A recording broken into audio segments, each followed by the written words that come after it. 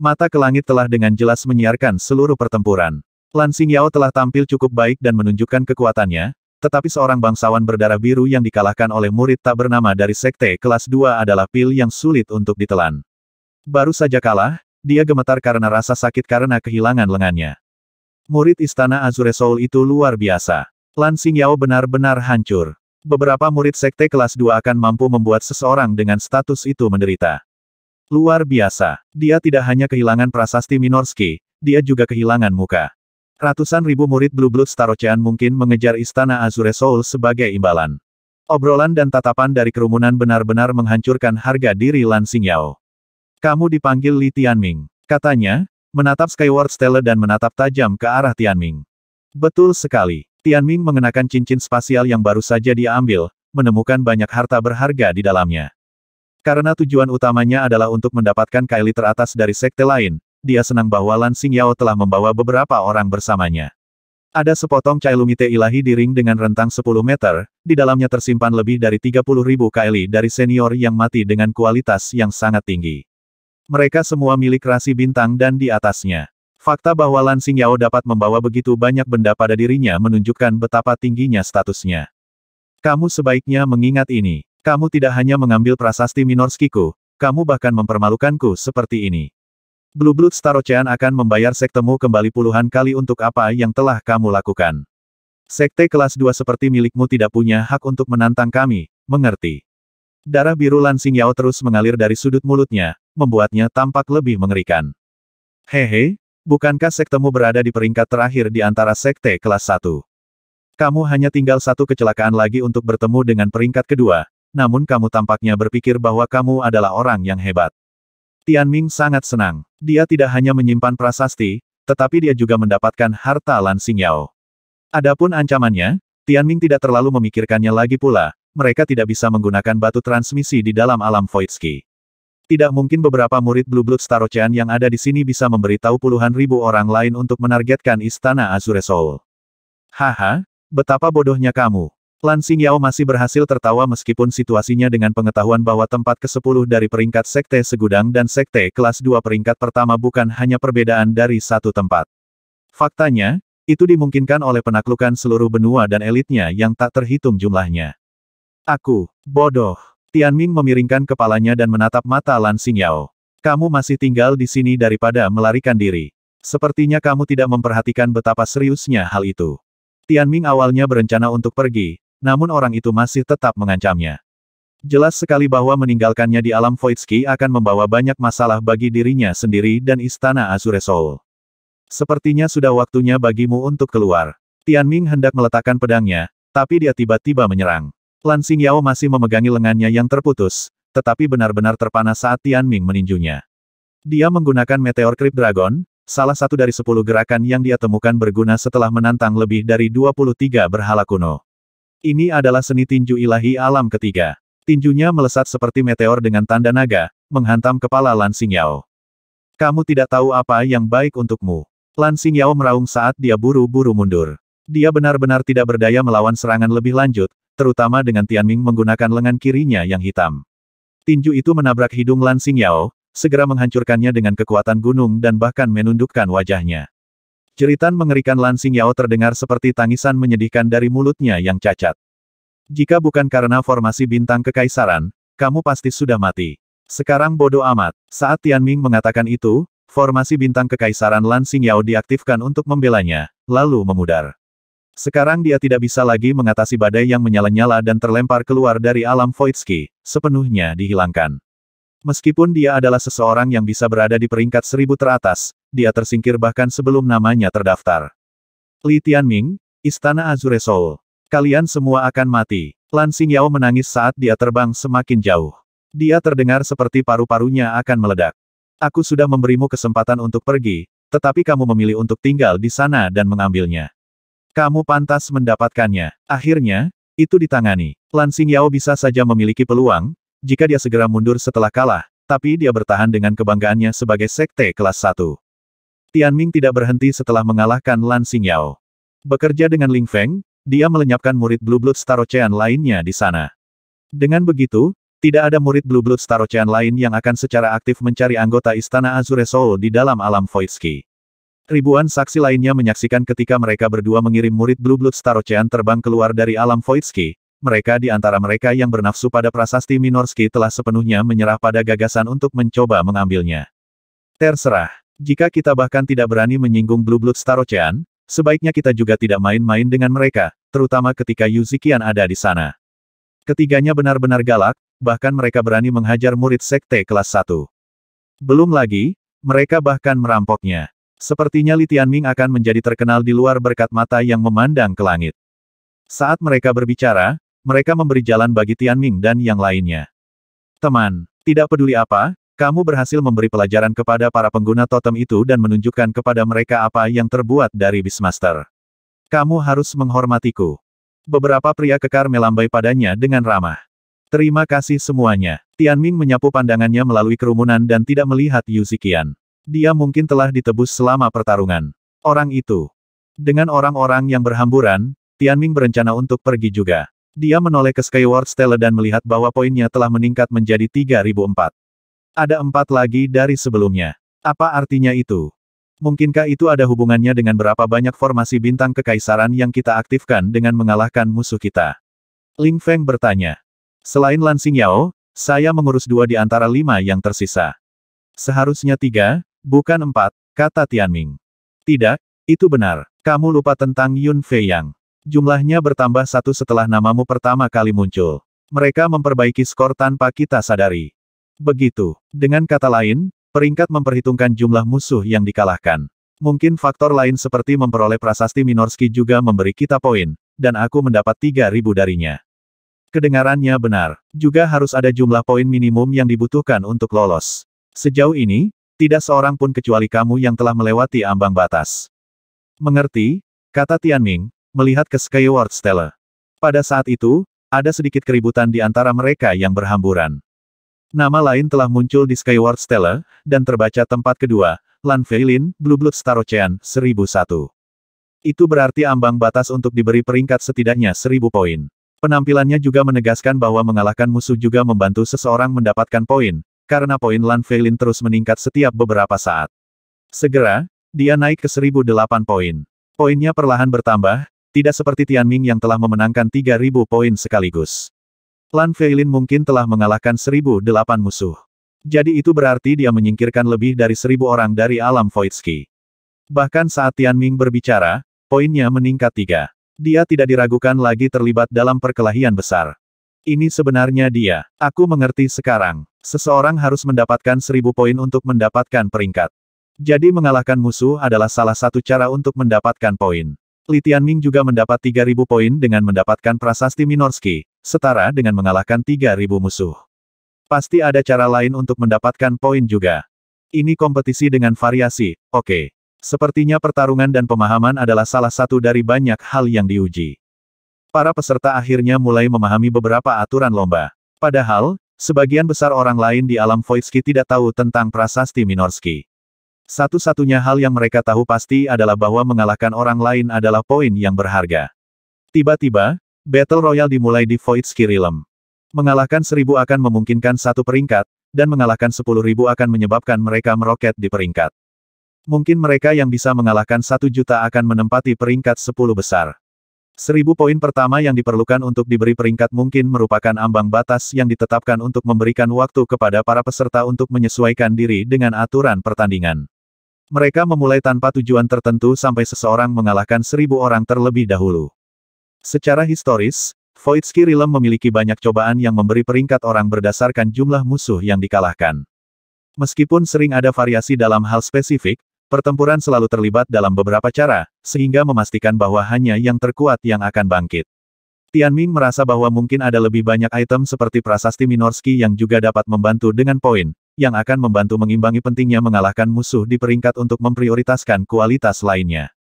Tes multivariabel ini terasa jauh lebih adil. Tidak diragukan lagi, Battle Royale akan segera terjadi.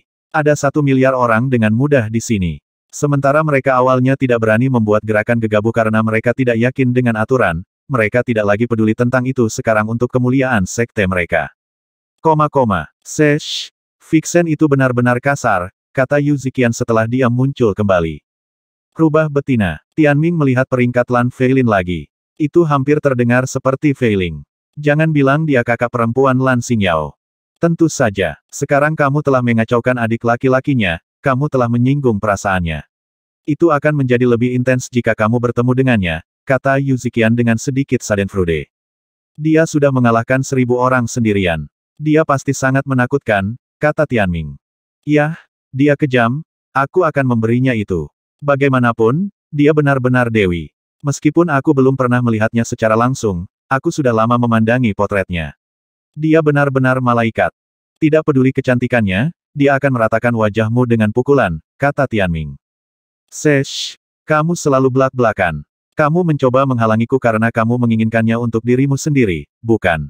Aku tidak akan membiarkanmu, katanya sambil mengepalkan tinjunya. Itu hanya lelucon. Apa menurutmu aku bisa mengalahkannya? Kamu, mungkin tidak sekarang. Kamu bisa mengejar ketinggalan di masa depan. Dia bahkan memiliki reputasi di antara para penguasa surgawi, kata Yu Ziqian. Kejar? Ya, berkat prasasti Minorski yang ada hubungannya dengan Grand Orient Sword, Tianming sedikit meningkatkan kultivasinya. Sejauh ini, dia mendekati akhir dari percepatan pertumbuhan pasca Lives Bane-nya. Kultivasinya di masa depan mungkin agak melambat, meskipun dia telah mengerti sejak awal bahwa kekayaannya tidak akan bertahan selamanya. Dengan jalannya yang masih begitu panjang, tergesa-gesa tidak akan berguna baginya. Ketika seseorang berada di jalan ketuhanan, setiap langkah penuh dengan rintangan. Voidski Realm berada dalam kekacauan total. Semua orang melihat dua nama di Skyward Stele dan mulai berjuang keras untuk mendapatkan nama mereka sendiri di sana. Namun Tianming merasa paling tenang dari semuanya. Pertarungan baru saja dimulai jika dia ingin bangkit di antara miliaran lainnya, dia seharusnya tidak bertarung tanpa henti.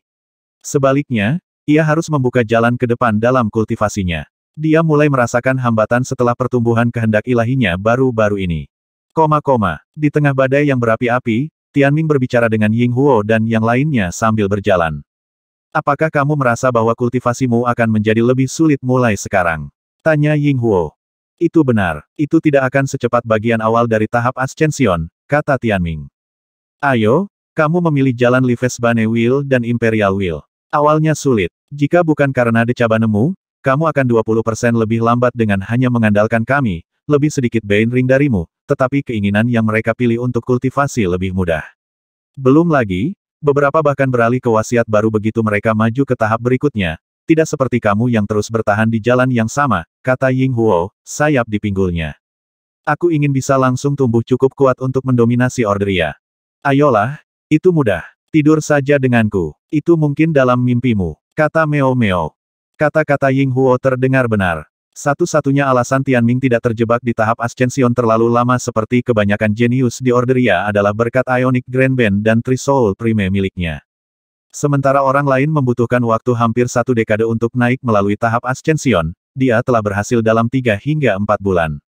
Meski begitu, manfaat kultivasi simbiosis dengan binatang yang terikat hidupnya terbatas dan tidak dapat membantunya meningkatkan pemahamannya tentang kehendak kekaisaran. Pertumbuhannya sebagian besar berkat dia menjadi seorang decabane, dan itu tidak terlalu jauh dari kejeniusan Orderia. Dia tidak akan lagi menjadi yang teratas seperti dia berada di benua Flameyellow. Pertumbuhan masa depannya akan dilanjutkan pada tingkat yang wajar. Kurasa aku benar-benar beruntung dengan tahap Ascension. Jika jalan ketuhanan begitu mudah dilalui, Orderia akan dipenuhi dengan banyak dewa.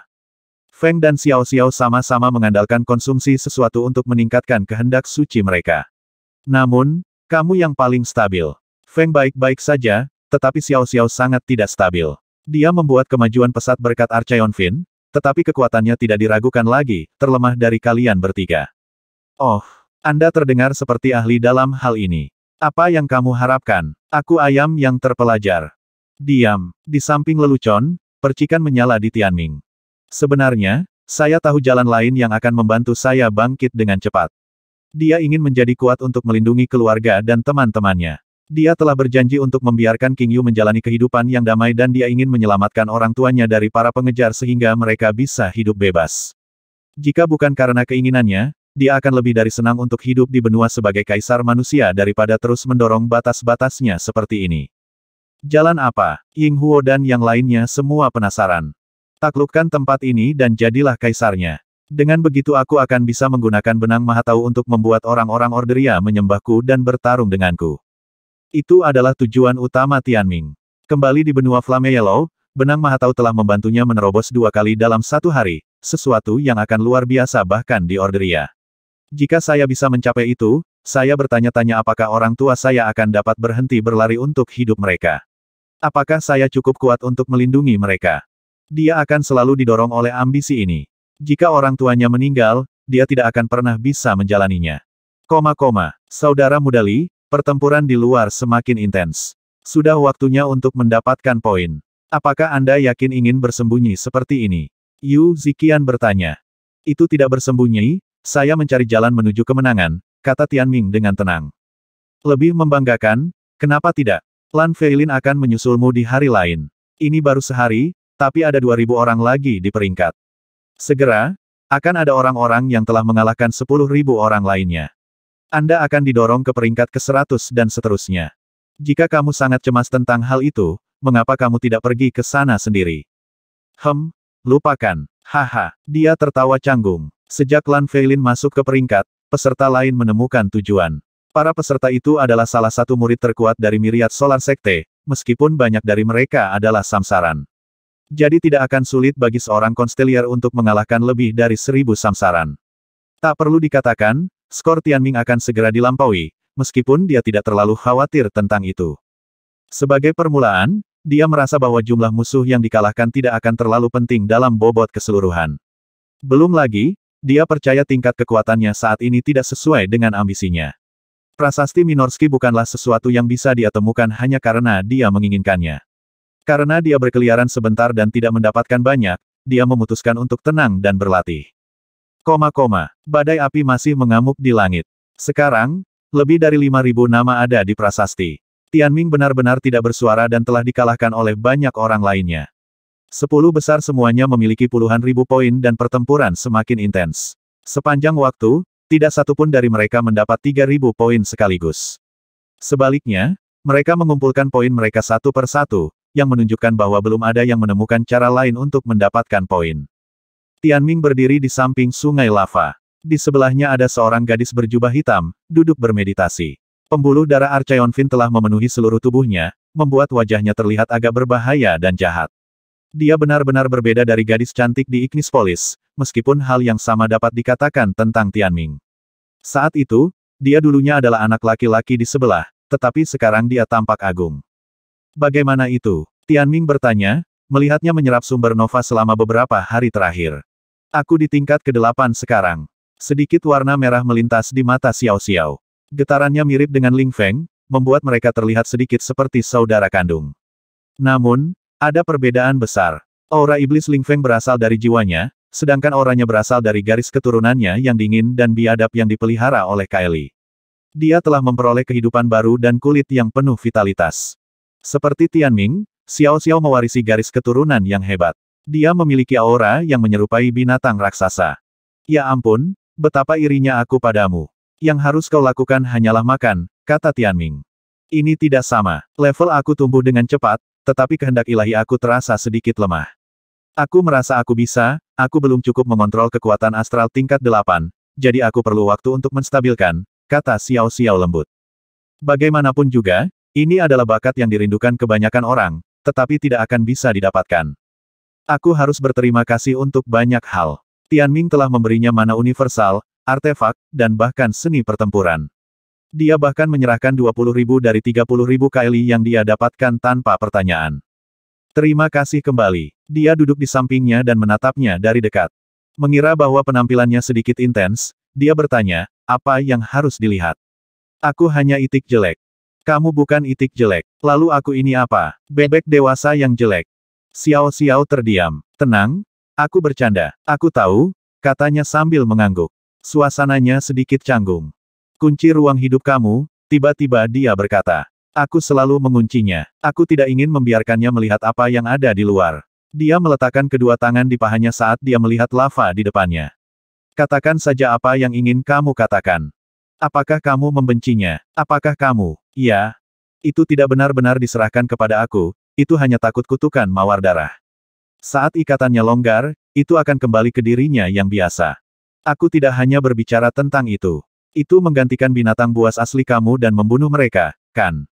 Ya, ini adalah bekas luka yang tidak akan pernah hilang.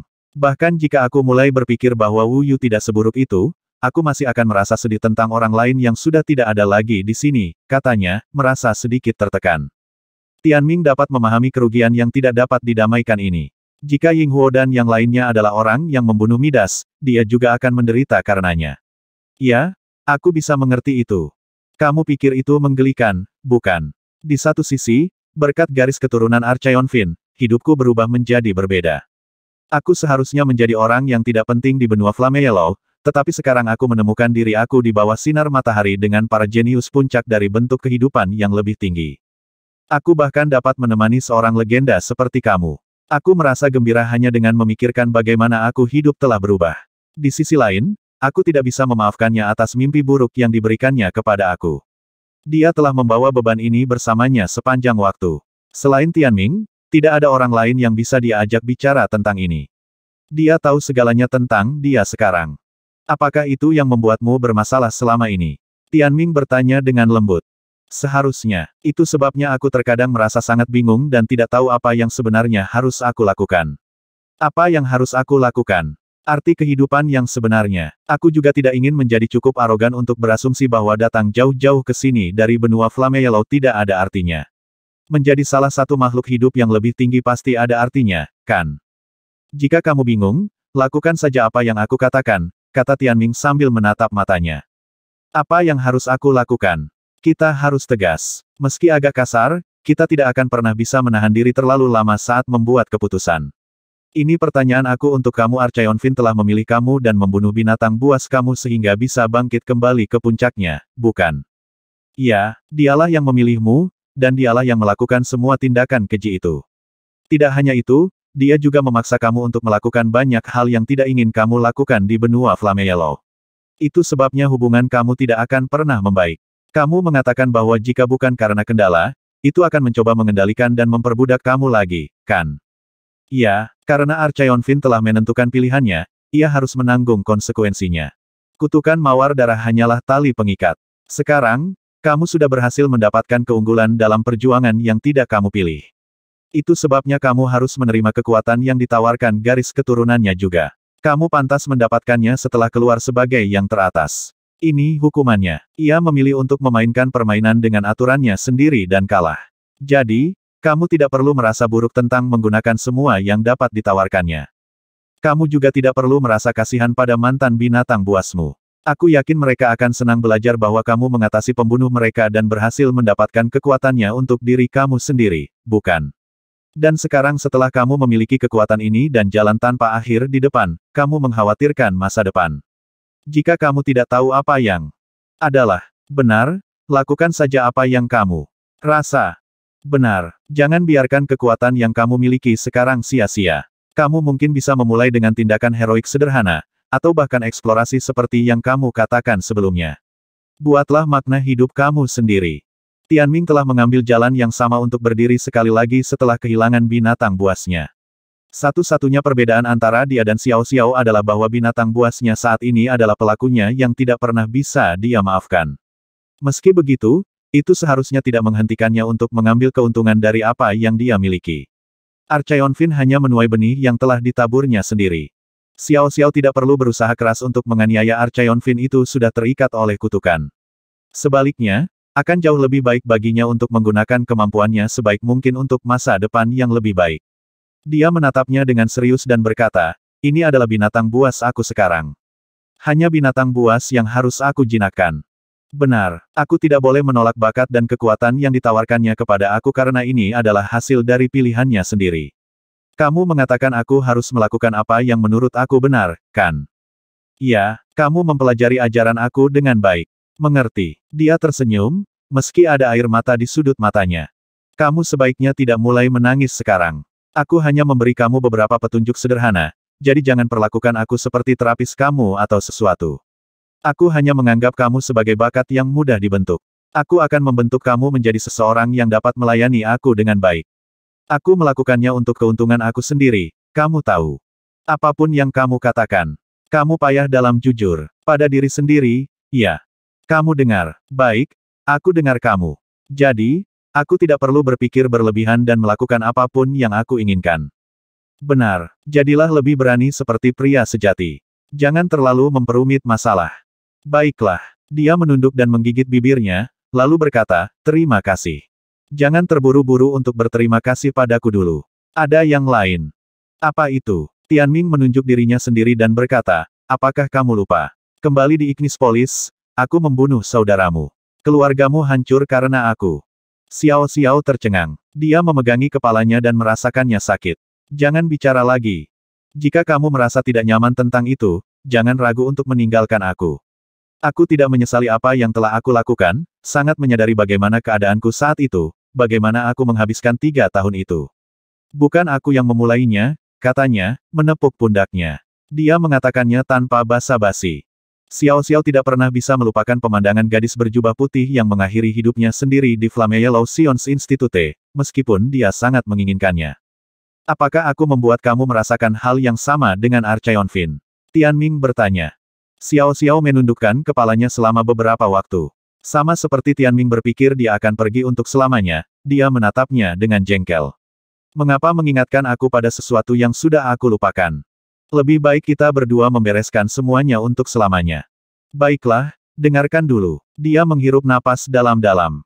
Kamu benar. Aku tahu kebenaran penuh dan bagaimana kamu menderita. Itu adalah sesuatu di antara kalian bertiga, dan aku tidak ada hubungannya dengan itu. Belum lagi, aku tidak mengidentifikasi terlalu baik dengan kekuatanku tapi kejam keluarga juga. Itu sebabnya aku memilih untuk pergi dan tidak pernah kembali. Itu benar-benar berbeda dari kasus Archeon Fin, jadi aku tidak akan menentangmu. Sebaliknya, aku akhirnya datang untuk melayani dan bergantung padamu, tiba-tiba dia berhenti. Apakah kamu berbicara tentang Utas Mahatau? Tianming bertanya. Ini adalah sesuatu yang agak aneh. Meskipun dia telah jauh dari benua Flammea selama ini, dia masih memiliki koneksi dengannya melalui Utas. Itu adalah tanda kepercayaannya padanya. Tentunya, Tianming beralasan, ini bukanlah sesuatu yang akan dimiliki oleh seseorang yang memiliki dendam padanya. Ya, benangnya, katanya, merasakan beban terangkat dari bahunya. Kalau begitu mari kita buat janji kelingking. Dia tersenyum padanya, wajahnya berseri-seri seperti matahari. Baiklah, dia mengaitkan kelingkingnya dengan ringan dan menarik tangannya kembali. Mulai sekarang, aku akan mencuri lebih banyak kaili untuk memberi makanmu dan membuatmu lebih kuat. Tapi jangan pernah mengkhianatiku, dia katanya. Baiklah, dia dengan cepat menyegel kesepakatan itu. Archeon Fin bukan satu-satunya yang terikat oleh kutukan itu dia juga, tapi tidak secara harfiah. Sebaliknya, Fei Ling, yang benar-benar ditakuti oleh Archeon Fin, akan menjaganya juga.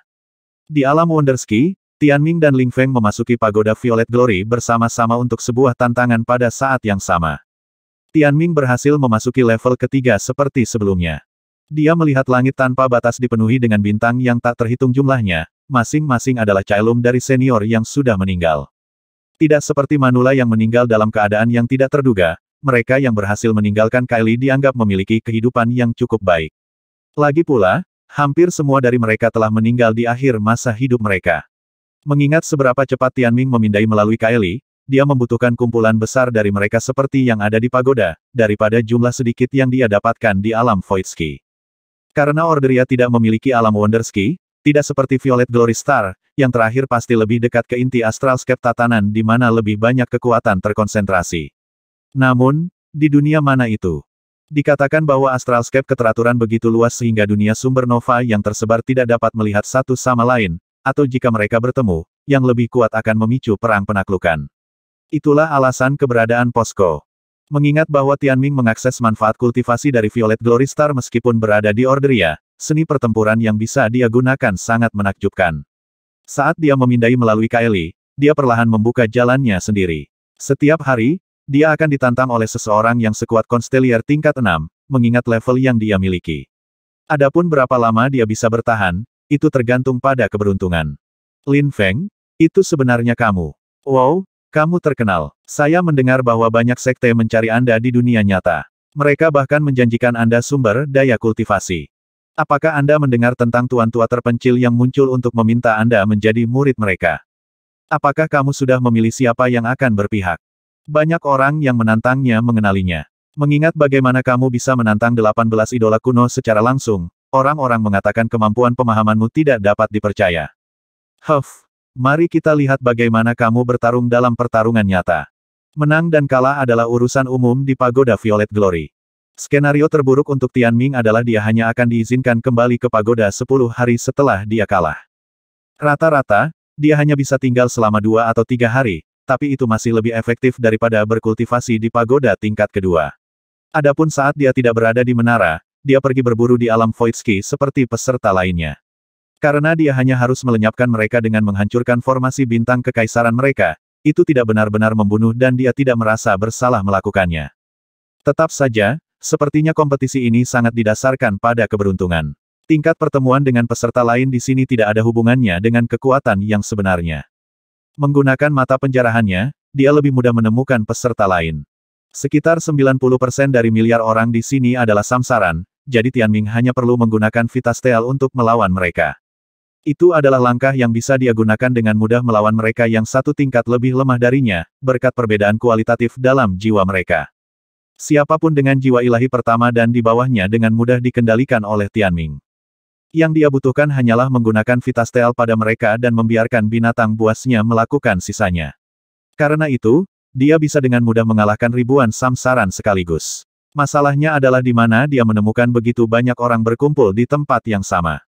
Voidski Realm penuh dengan tempat persembunyian, dan siapapun yang memiliki sedikit akal akan tetap tidak menonjolkan diri dan berusaha untuk tidak menarik perhatian orang lain. Intinya, tingkat pertemuan saya menentukan jumlah poin yang saya dapatkan. Meskipun Tianming merasa seperti dia melakukan sedikit pekerjaan untuk meningkatkan poinnya, peringkat bintang kekaisaran selalu memiliki orang-orang yang memiliki poin jauh lebih banyak daripada dia. Sebulan berlalu, nama-nama di peringkat terus berubah. Ada beberapa yang dia kenali, tetapi yang lain tidak dikenal seperti dia. Saat ini, skor tertinggi pada prasasti itu adalah 180.001 orang telah mengalahkan banyak musuh. Mereka yang berada di 10 besar semuanya memiliki lebih dari 100.000 poin. Hari-hari ini, Tianming menghabiskan sebagian besar waktunya mencari musuh, selain dari waktu yang dia habiskan di Pagoda Violet Glory. Dia baru saja berhasil mendapatkan poin 13.000, akhirnya bergabung dengan 10.000 poin lainnya. Sekarang, dia berada di peringkat sekitar 2.800. Orang-orang sudah lama lupa bahwa dia dulu berada di tempat pertama dan berhenti memperhatikannya, mengalihkan pandangan mereka ke mereka yang bersaing di puncak. Adapun Yuzikian, bahkan dia bisa masuk peringkat 10.000 teratas. Ling Feng dan Xiao Xiao juga berada di peringkat sekitar tempat ke-8.000, memiliki sekitar 2 atau 3.000 poin. Peringkat bintang kekaisaran sekarang memiliki sekitar 10.000 nama saat para jenius naik ke atas. Setiap nama memiliki sekte di sampingnya, dan pemeriksaan biasa akan menunjukkan bahwa lebih dari 8 dari 10.000 murid peringkat termasuk dalam 10 sekte teratas. Murid Blue Blood Star Ocean saja mengambil lebih dari 700 tempat. Adapun 100 teratas di peringkat, mereka semua dari sekte kelas 1 tanpa kecuali. Itu adalah monopoli oleh para jenius elit.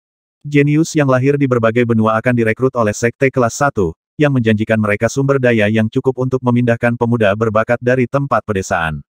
Bakat muda adalah fondasi kekuatan sekte, dan sekte yang lebih kecil sangat sulit mempertahankannya, menyebabkan mereka melemah seiring waktu. Namun, sekte besar yang merekrut orang dari sekte kecil biasanya akan memberi kompensasi dan melindungi mereka. Dalam pengertian itu, sekte-sekte yang lebih kecil tidak banyak menderita bahkan jika mereka tidak dapat mempertahankan murid-murid mereka yang berbakat. Tianming tidak mau repot-repot memperhatikan persaingan sengit di 10 tempat teratas. Dia tahu bahwa orang-orang ini memahami alam Voidski jauh lebih baik daripada dia dan memiliki kerja sama dengan sesama murid mereka. Peluang bersaing dengan mereka dalam hal jumlah musuh yang dikalahkan adalah mimpi buruk. Tidak ada kesempatan kecuali sejuta samsaran tiba-tiba muncul di depanku untuk aku kalahkan. Berdasarkan keadaan poin sekarang, 3.000 yang dia dapatkan dari prasasti Minorski hanyalah sejumlah kecil. Murid kelas 1 melanjutkan amukan mereka melintasi alam Voidski. Seringkali, mereka akan mengumpulkan banyak mangsa sebelum mengirim mereka untuk disembelih. Tidak ada persaingan sama sekali, dan Yu Ziqian hampir menangis. Meskipun fase resesi pilnya belum berlalu, dia sangat jauh ke belakang dibandingkan dengan yang ada di atas. Bahkan jika fase itu berlalu, bagaimana aku bisa mengejar? Katanya, bermasalah. Peringkat tinggi jauh lebih sulit daripada yang dia kira. Ada terlalu banyak faktor yang membuatnya tidak bisa bertahan. Dia akhirnya merasakan betapa sulitnya menjadi serigala tunggal tanpa dukungan apapun. Jika saya ingin bergabung dengan Istana Langit, saya harus masuk 10 besar dan mendapatkan perlindungan Istana Azure Soul. Jika tidak, segalanya akan menjadi kacau bagi saya, terutama dengan bagaimana semua orang di luar mengenal saya sekarang, renung Tianming. Dukungan dalam bentuk memiliki sekte yang baik sangat penting. Dia datang ke sini untuk mencari kesempatan seperti itu, meskipun dia khawatir King Yu tidak akan bisa menunggu selama itu. Belum lagi, mendapatkan tempat di Istana Langit akan mempengaruhi penetasan telur kelima. Dia tahu dia tidak boleh kalah. Namun, saya hanya bisa memasuki Pagoda Violet Glory sekali setiap 10 hari, dan hanya untuk 2 atau 3 hari setiap kali. Bahkan setelah sebulan, saya hanya menghabiskan sekitar 8 hari di dalamnya. Itu masih belum cukup bagi saya untuk membuat kemajuan yang signifikan. Bukannya dia tidak tahu bahwa standar yang dia berikan pada dirinya terlalu tinggi. Langkah-langkah yang dia buat dalam waktu singkat ini akan memakan waktu 6 bulan hingga 1 tahun kultivasi murid-murid top meskipun bakat mereka tidak jauh lebih rendah darinya, belum lagi kehendak ilahi mereka yang lebih sederhana. Yang bisa saya lakukan dengan Kylie adalah mengamati pengalaman yang terkandung di dalamnya. Saya masih harus menjadi orang yang membuat terobosan sendiri. Bagian terpenting dari kultivasi sebenarnya adalah terlibat dalam keributan dan mengeluarkan energi sendiri dalam pertempuran. Saya harus terbiasa dengan betapa sulitnya itu. Mudah mendapatkan apa yang saya inginkan sepanjang waktu dapat menyebabkan saya kehilangan imajinasi saya dalam kultivasi. Meskipun dia tidak dapat menerobos selama sebulan terakhir, dia setidaknya mampu menstabilkan kekuatannya di tingkat ke-9, jauh lebih banyak daripada yang dilakukan Xiao Xiao. Sejak percakapan mereka hari itu, tidak ada lagi yang tersisa di antara mereka. Melalui pertempurannya, dia mendapatkan sekitar 300.000 KLI untuknya. Karena kualitasnya tidak bisa dibandingkan dengan yang ada di Pagoda Violet Glory, dia tidak berguna untuk mereka. Xiao Xiao terus mengkonsumsi KLI untuk memelihara bakat yang dia dapatkan dari Archeon Fin, perlahan-lahan membangun cadangannya. Pertumbuhannya dengan cepat terlihat, membuat Tianming iri. Tentu saja, Archeon Fin sangat senang akan hal ini. Meskipun tidak benar-benar memiliki suara dalam masalah ini, semakin kuat Xiao Xiao, semakin kuat juga pertumbuhannya. Belum lagi, itu lebih kuat daripada Beastmaster-nya dalam pertempuran, tidak seperti kebanyakan binatang buas lainnya. Sudah sebulan, dan Xiao Xiao merasa sangat kembung sehingga dia akan meledak. Tianming telah memberinya makan dari tingkat langit Octasign hingga tingkat langit Orde. Sekarang, dia hanya selangkah lagi untuk menjadi seorang konstelier. Apakah kultivasi benar-benar mudah? Dia merenung. Pergi dari hadapanku. Tianming berkata dengan asin. Dia masih berjuang dalam masalah kultivasinya sendiri. Kemudian lagi, meskipun Xiao Xiao adalah penguasa tingkat 12, kekuatannya yang sebenarnya lebih rendah dari itu. Itu sudah cukup baik jika dia bisa mengerahkan kekuatan yang cukup untuk menyaingi seorang penguasa tingkat ke-11.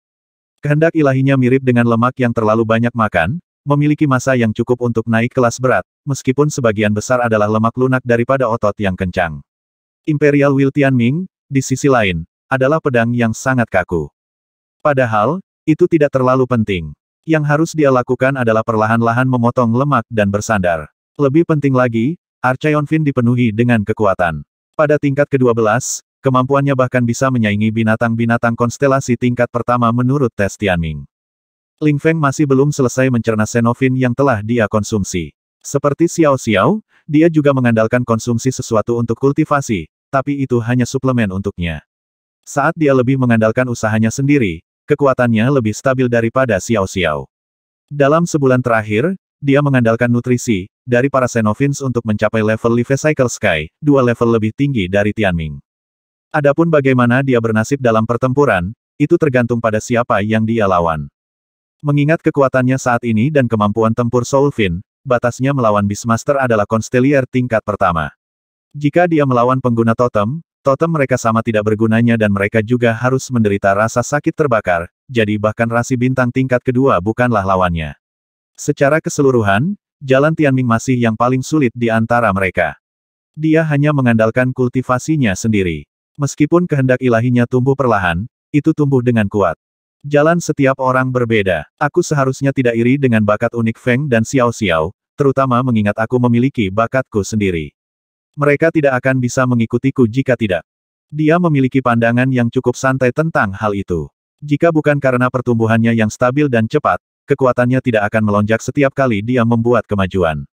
Baru sebulan, Persaingan peringkat mungkin baru saja dimulai. Setelah menyelesaikan satu putaran kultivasi di Pagoda Violet Glory, Tianming menceritakan beberapa hari terakhirnya. Aku semakin dekat ke tingkat ke-10. Kali ini, dia fokus mengembangkan Lives Bane Wheel-nya. Karena itu masih merupakan kehendak surgawi, bukan kehendak ilahi, itu tidak sulit untuk ditingkatkan. Sedangkan untuk kehendak kekaisarannya, setiap langkah kemajuan akan menyebabkan kemacetan lain. Terobosan yang dia dapatkan berkat pecahan pedang Grand Orient mungkin adalah yang terakhir untuk kehendak kekaisarannya untuk beberapa waktu yang akan datang. Dia memegang prasasti Minorski di tangannya. Ini mungkin benar-benar pecahan dari pedang Grand Orient. Aku ingin tahu apa yang akan terjadi jika pola di atasnya menyatu dengan pola dari 5 gerbang. Tianming merasakan pola pada prasasti dengan jari-jarinya, tampak bingung. Dia mengeluarkan pedangnya dan ingin mencoba melihat apakah dia bisa memotongnya, tetapi dia ragu-ragu.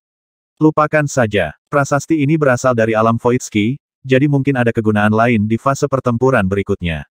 Ini bisa menjadi semacam kunci, setahuku, jadi lebih baik menyimpannya. Dia tidak berpikir prasasti itu hanya bagus untuk 3.000 poin, jadi dia menyimpan pedangnya. Li Tianming, selamatkan kami. Ruang hidupmu akan segera meluap. Ying Huo menangis dari dalam. Apa-apaan ini? Kita kehabisan real estate dan itu bahkan bukan tempat yang bagus. Kata Meo Meo. Tapi keduanya masih baik-baik saja dibandingkan dengan Xian Xian dan Lan Huang. Yang pertama telah menarik daunnya ke belakang dan terus mendesah tanpa henti, sementara yang terakhir meringkuk di sudut dan berdiri dengan kedua kaki belakangnya dan memeluk ekornya dengan kaki depannya, tidak memiliki ruang untuk meregangkannya. Sesuatu yang lain telah mengambil tempat mereka. Tianming tidak memperhatikannya cukup lama. Ketika dia melihat ke dalam, dia melihat lebih dari 10.000 telur berguling-guling di dalam, yang semuanya memiliki dua mata hitam yang dengan waspada menatap saudara-saudaranya saat mereka memperluas wilayah mereka, tidak membiarkan yang lain mendekat. Hei, itu anakmu. Bertanggung jawablah. Bentak Ying Huo. Itu tidak ada hubungannya denganku. Bukan salahku, kalian sangat aneh. Aku selalu harus melakukannya, kata Tianming. Dia belum mampu merusak telur, tetapi bukan karena dia khawatir telur itu tidak akan menetas. Lan Huang secara tidak sengaja menghancurkan satu, hanya untuk menemukan bahwa itu telah terbelah menjadi 3 telur. Tetaskan dengan cepat, aku ingin menghajarnya, kata Ying Huo. Hah, kamu pikir kamu bisa menanganinya setelah menetas ketika kamu bahkan tidak bisa menangani bentuk telurnya. Kelima menjanjikan untuk menjadi pembuat onar. Sejak dia mulai bergerak, dia berperilaku seperti orang yang mudah marah. Segala sesuatu tentang ekspresi telur berteriak aneh. Mungkin itu semacam insting. Tianming tidak terlalu mengkhawatirkannya, percaya bahwa yang lain akan datang untuk merangkulnya sebagai keluarga. Bagaimanapun, setiap anak terlahir liar dan waspada, tetapi mereka pada akhirnya akan belajar mencintai dengan bantuan saudara-saudara mereka. Ayo, waktunya makan. Tianming mengeluarkan artefak ilahi, pedang yang terbuat dari semacam logam. Artefak yang dibuat menggunakan Divine Ore bisa berbasis logam, berbasis mineral, atau campuran keduanya. Pedang Grand Orient adalah artefak bibrida yang miring di sisi logam, sedangkan yang baru saja dia keluarkan adalah murni berbasis logam. Biji yang digunakan untuk menempa bila ini disebut Arcanite Nonaflame. Saat dia mengatakan itu, sekelompok telur muncul dari ruang yang terikat kehidupan, menatap tajam ke arah Tianming dan dengan rakus pada artefak ilahi. Ini bukan pertama kalinya kamu berpesta, kan? Kenapa kamu masih ragu-ragu? Dia melemparkan artefak ke tanah. Kemudian, sekitar 1.000 telur mengelilingi pedang. Segera, derak logam bisa terdengar tanpa henti. Kemudian telur-telur itu berguling-guling dengan lamban di tanah seolah-olah mereka telah memakan isinya. Beberapa dari mereka bahkan bersendawa. Tianming melihat kilau keperakan pada cangkang telur. Sepertinya telur itu tidak bisa ditembus dan bahkan bisa digunakan sebagai senjata tersembunyi untuk dilempar ke orang lain. Tidak ada keraguan bahwa mereka sekeras artefak ilahi. Menariknya, gagang senjata yang telah dikonsumsinya masih tertinggal di sana. Hanya bagian logam yang dimakan dengan bersih, dan tidak ada satu bagian pun dari gagangnya yang tersentuh. Sepertinya dia memiliki pemilih makanan di tangannya. Sejak dia mengetahui tentang preferensinya, Tianming telah memberinya banyak biji dan artefak logam. Itu pasti binatang induk metalik, iya. Itu adalah perpaduan dari dua jenis. Dia telah menebak bahwa itu adalah induk semang berkat kemampuannya untuk menggandakan dirinya sendiri. Apakah ini akan menjadi legiun logam? Dia sudah menantikannya. Binatang buasnya semakin lama semakin aneh, mulai dari burung phoenix, lalu kucing, lalu naga berkepala dua, dan kemudian tanaman, dengan kemampuan yang sama-sama tidak biasa. Apa yang akan terjadi selanjutnya? Kelima, semuanya sudah siap. Kami hanya kekurangan dorongan terakhir. Seluruh keluarga akan menunggumu untuk bergabung dengan kami di dunia kehidupan yang indah. 1175. Di langit di atas dan bumi di bawah, badai api mengamuk. Kakak, adikku. Segera setelah Tianming mengirim telur-telur kecil itu kembali ke ruang hidupnya, Yu Ziqian datang berguling dan jatuh ke arahnya, wajahnya bersemangat dan rambut ungunya berkibar tertiup angin. Dia meluncur ke bawah, meninggalkan 2 garis dalam di belakangnya. Ada apa denganmu? Apa kamu sudah gila? Tianming mengejek. Saudaraku, lihat ke atas. Lihatlah prasasti Skyward. Sudah sebulan dan sesuatu yang besar telah terjadi. Pertempuran Voidski pasti telah memasuki tahap berikutnya. Yu Ziqian bersemangat dan gugup. Dia masih lumpuh dan harus bergantung pada Tianming untuk segalanya. Tetapi setelah merenungkannya sebentar, dia menyadari bahwa bahkan jika dia tidak masuk 10 besar di peringkat bintang kekaisaran, dia masih akan memiliki seseorang yang mendukungnya.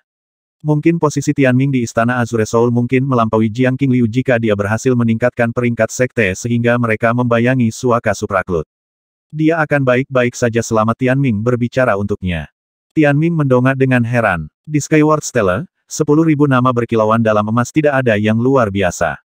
Saat dia melihat lebih dekat, Tianming menemukan bahwa titik merah telah muncul di belakang beberapa ratus nama. Setelah diteliti, titik-titik merah itu tampak membentuk kepala naga. Apa itu? Dia fokus pada nama-nama dengan titik-titik merah menggunakan mata penjarahnya, misalnya, ada titik merah setelah nama Lan Feilin. Nama-nama dengan titik merah pada dasarnya terkonsentrasi di bagian atas peringkat bintang kekaisaran.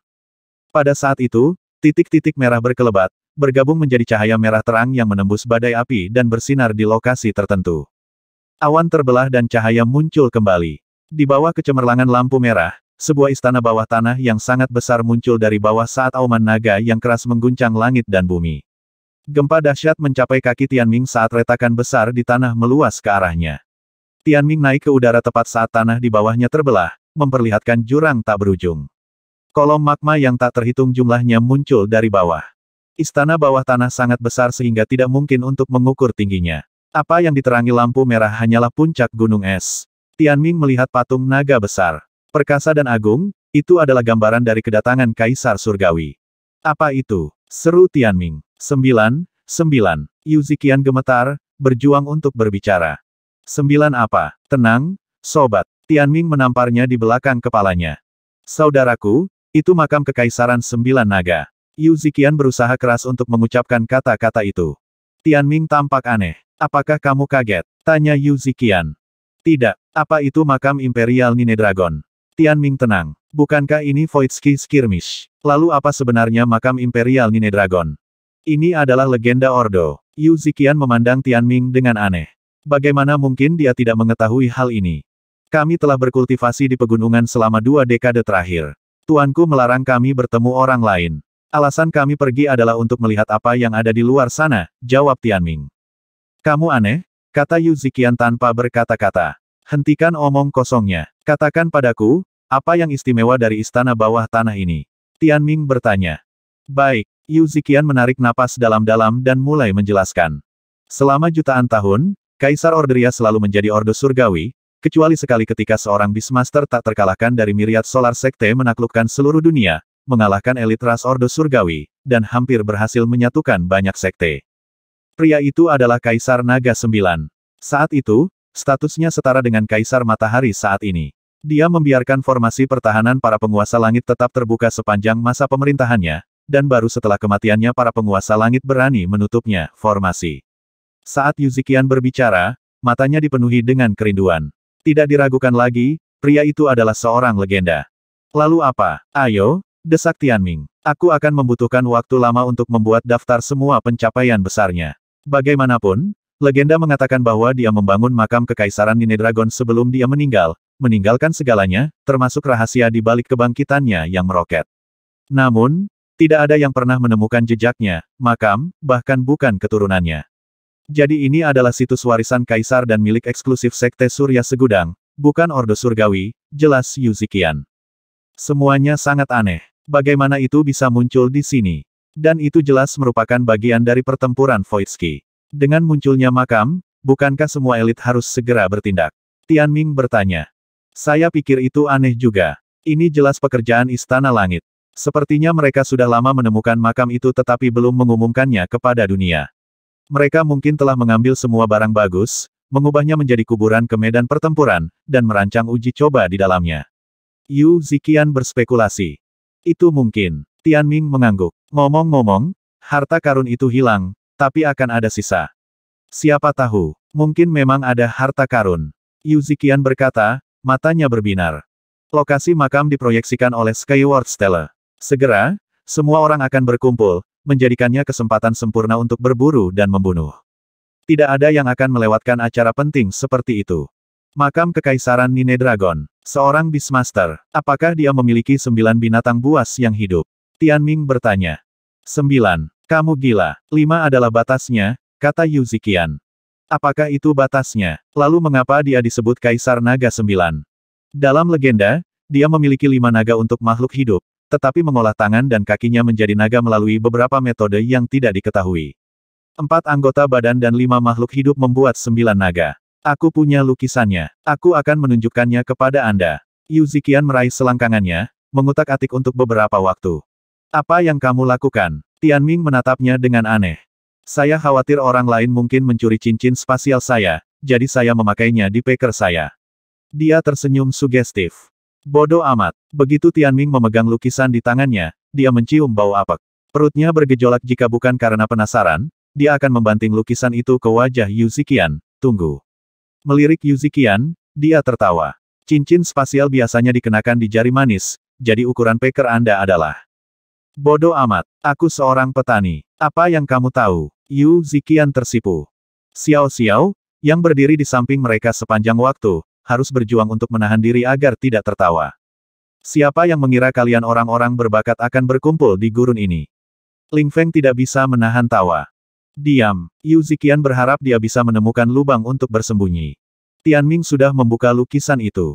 Di tengah awan, Kaisar adalah perwujudan kekuatan dan otoritas, namun tampaknya memiliki rahmat dan kasih sayang dewa. Ada 5 naga yang mengelilingi sosoknya, tetapi yang lebih mengejutkan adalah kenyataan bahwa dia memiliki naga untuk anggota tubuhnya.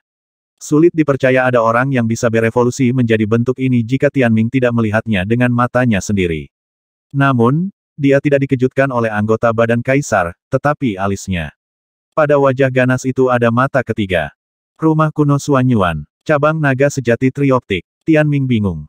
Saya pikir Anda tidak tahu apa-apa, tetapi Anda akrab dengan rumah kuno Suanyuan. Mereka telah mengganti nama keluarga mereka menjadi Long.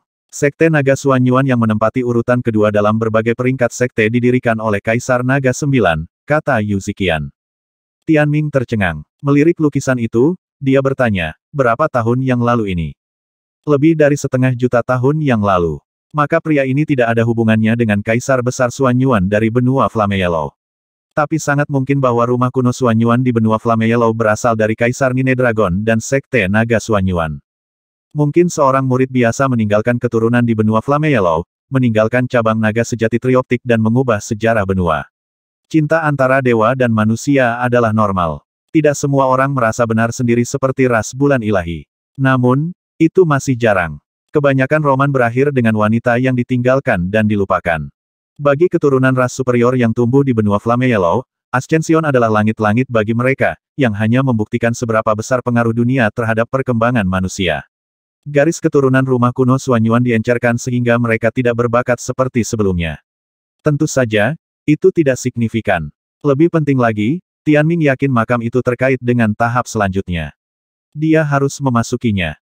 Nama-nama dengan titik merah mungkin adalah mereka yang sudah masuk. Seru Yu Ziqian. Ayo pergi. Keempatnya segera berangkat. Tanpa mereka sadari, kemunculan makam tersebut telah menimbulkan sensasi di Orderia. 1000 mata ke langit muncul di langit di atas makam. Melalui mata ke langit, penonton dapat melihat bahwa semua 1 miliar murid menuju ke arah itu seperti koloni semut yang padat, berbondong-bondong ke istana bawah tanah yang besar. Istana bawah tanah masih naik. Ketika telah sepenuhnya muncul, itu akan mulai turun sampai benar-benar tenggelam ke tanah sekali lagi. Kemudian istana bawah tanah akan disegel lagi. Para murid harus mengandalkan keterampilan mereka untuk memasuki istana sebelum itu terjadi. Pemuda itu tetap sujud, menunggu. Dia telah menyelesaikan laporannya, tetapi tidak berani memaafkan dirinya sendiri. Sebaliknya, dia menunggu Kaisar Matahari untuk berbicara. Setelah beberapa waktu, Dia merasa agak tidak nyaman ketika orang yang dia sembah berdiri dan mendekatinya. Api dari tubuhnya benar-benar menyelimuti pemuda itu. Pemuda itu mulai hangus, rambutnya mulai gosong. Namun, dia menahannya tanpa mengeluarkan suara, tidak bergerak 1 inci pun. Dia melihat sepasang kaki merah di depannya bahkan dengan tatapan menunduk. Ada 10 jari total, masing-masing tampak seperti binatang buas dan mengaum padanya. Dia, kata suara yang menggelegar. Ya, apakah kenangan pengkhianatan dan genosida masih ada di dalam dirimu? Kami mengingatnya selama ribuan generasi. Sekarang, keturunan mereka menempati tanah ras kami. Ini adalah penghinaan bagi klan naga Suanyuan. Sangat bagus. Pria itu tidak bergerak sedikit pun, tetapi jari-jari kakinya masih menatap wajah pemuda yang hangus itu. Dia berhenti membesarkan makam kekaisaran Nine Dragon. Sebaliknya, suaranya terdengar jauh lebih lembut. Bagaimana dengan Sang Dewi? Bagaimana kabarnya? Dia memberikan yang terbaik dan tidak mengecewakan harapan yang mulia padanya. Apa yang saya tanyakan adalah apa yang dia lakukan selain berkultivasi. Dia menonton Voidski skirmish dengan intensitas yang dekat. Aku yakin dia mengerti maksud Yang Mulia Surya dan terus berusaha meningkatkan dirinya dengan mengetahui pencapaian rekan-rekannya juga.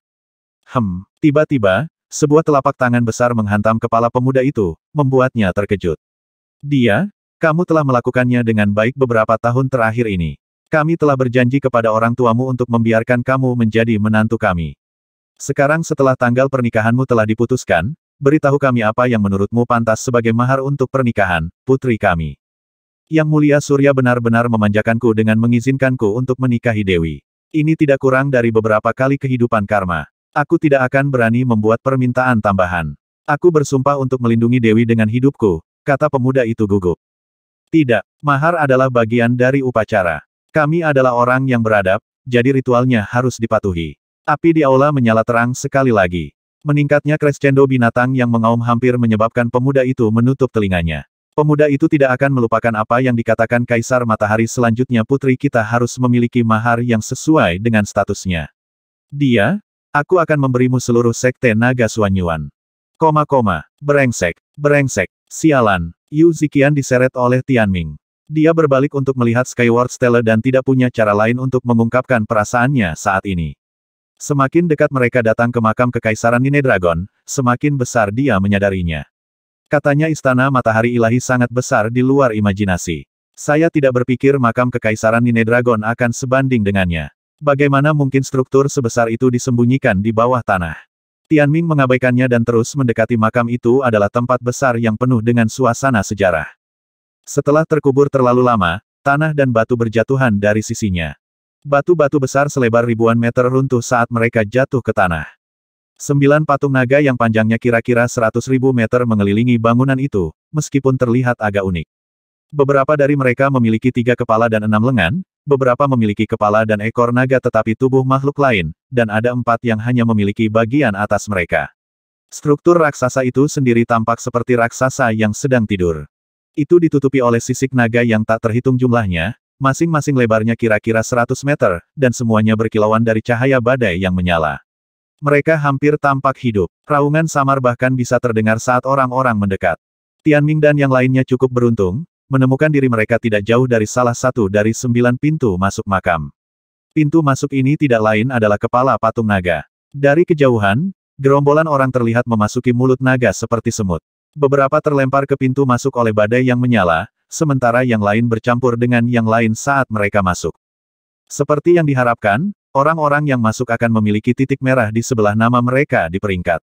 Semua ini direncanakan oleh Istana Langit. Untuk berpikir bahwa mereka akan melangkah sejauh ini untuk murid di bawah usia 30, bukankah ini sesuatu yang akan diperebutkan oleh semua orang di Myriad Solar Sect? Para murid di alam Voidski tidak tahu bagaimana reaksi para senior mereka saat menyaksikan kemunculan kembali makam kekaisaran Nine Dragon. Kekacauan telah meletus di seluruh matahari setelah wahyu. Semua sekte telah berkumpul untuk mengadakan pertemuan darurat. Terlalu banyak orang yang bertanya-tanya apa yang direncanakan Istana Langit dengan melakukan sesuatu seperti ini. Kemunculan makam menandai pertempuran Voidski ini berbeda dari yang lain. Ini bukan hanya kompetisi antar murid lagi. Jika bukan karena Istana Langit yang menyegel alam Voidski, banyak orang mungkin mencoba masuk ke dalam. Itu adalah tempat yang akan menarik bahkan para elit puncak. Yah. Mereka yang berusia di atas 30 tidak terlalu peduli tentang hal-hal selama peringkat sekte tetap sama. Awalnya, Mereka tidak akan terlalu memperhatikan Voidski skirmish, tapi sekarang semua orang mengawasi apa yang terjadi di sini.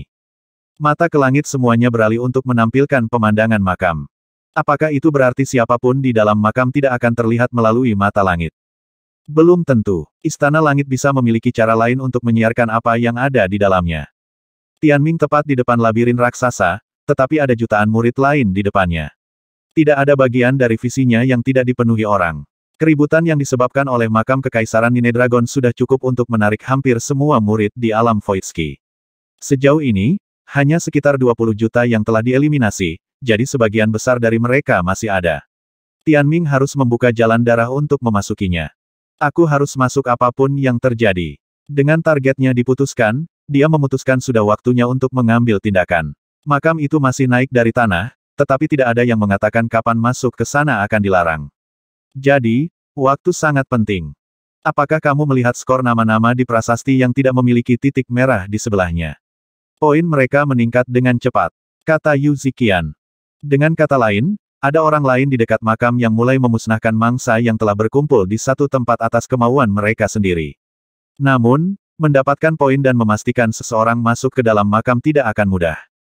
Ayo bertarung saat kita menuju pintu masuk, kata Tianming. Bagaimanapun juga, pintu masuk adalah tempat yang paling ramai. Jangan ambil risiko. Kita bisa mencoba menyelinap masuk. Tidak mungkin kita bisa mengalahkan begitu banyak dari mereka, kata Yu Ziqian. Sejauh yang dia ketahui, masuk ke makam sekarang jauh lebih penting daripada mendapatkan poin. Siapa bilang kita tidak bisa? Tianming tersenyum. Setidaknya 9 juta dari 10 juta orang adalah samsaran. Ketika Tianming sendiri masih seorang samsaran, dia telah menggunakan Vitastel untuk sepenuhnya mendominasi para santo. Tapi sekarang, jiwanya telah menjadi jiwa dewa pada tahap ascension, jadi samsaran dengan jiwa normal tidak dapat menahan Vitastelnya. Dia sudah mencobanya beberapa kali sebelumnya melawan manusia, tanpa jiwa dewa. Sayang sekali dia tidak bertemu cukup banyak orang dalam sebulan terakhir, tapi itu tidak masalah sekarang. Meskipun kita berisiko tidak masuk dengan tetap berada di luar, peringkat masih lebih penting untuk masa depan. Jika saya bisa kembali ke peringkat 10 besar dan memasuki makam, saya akan bisa mengejar para pelopor saat ini. Tianming saat ini berada di peringkat beberapa ribu tempat ke bawah.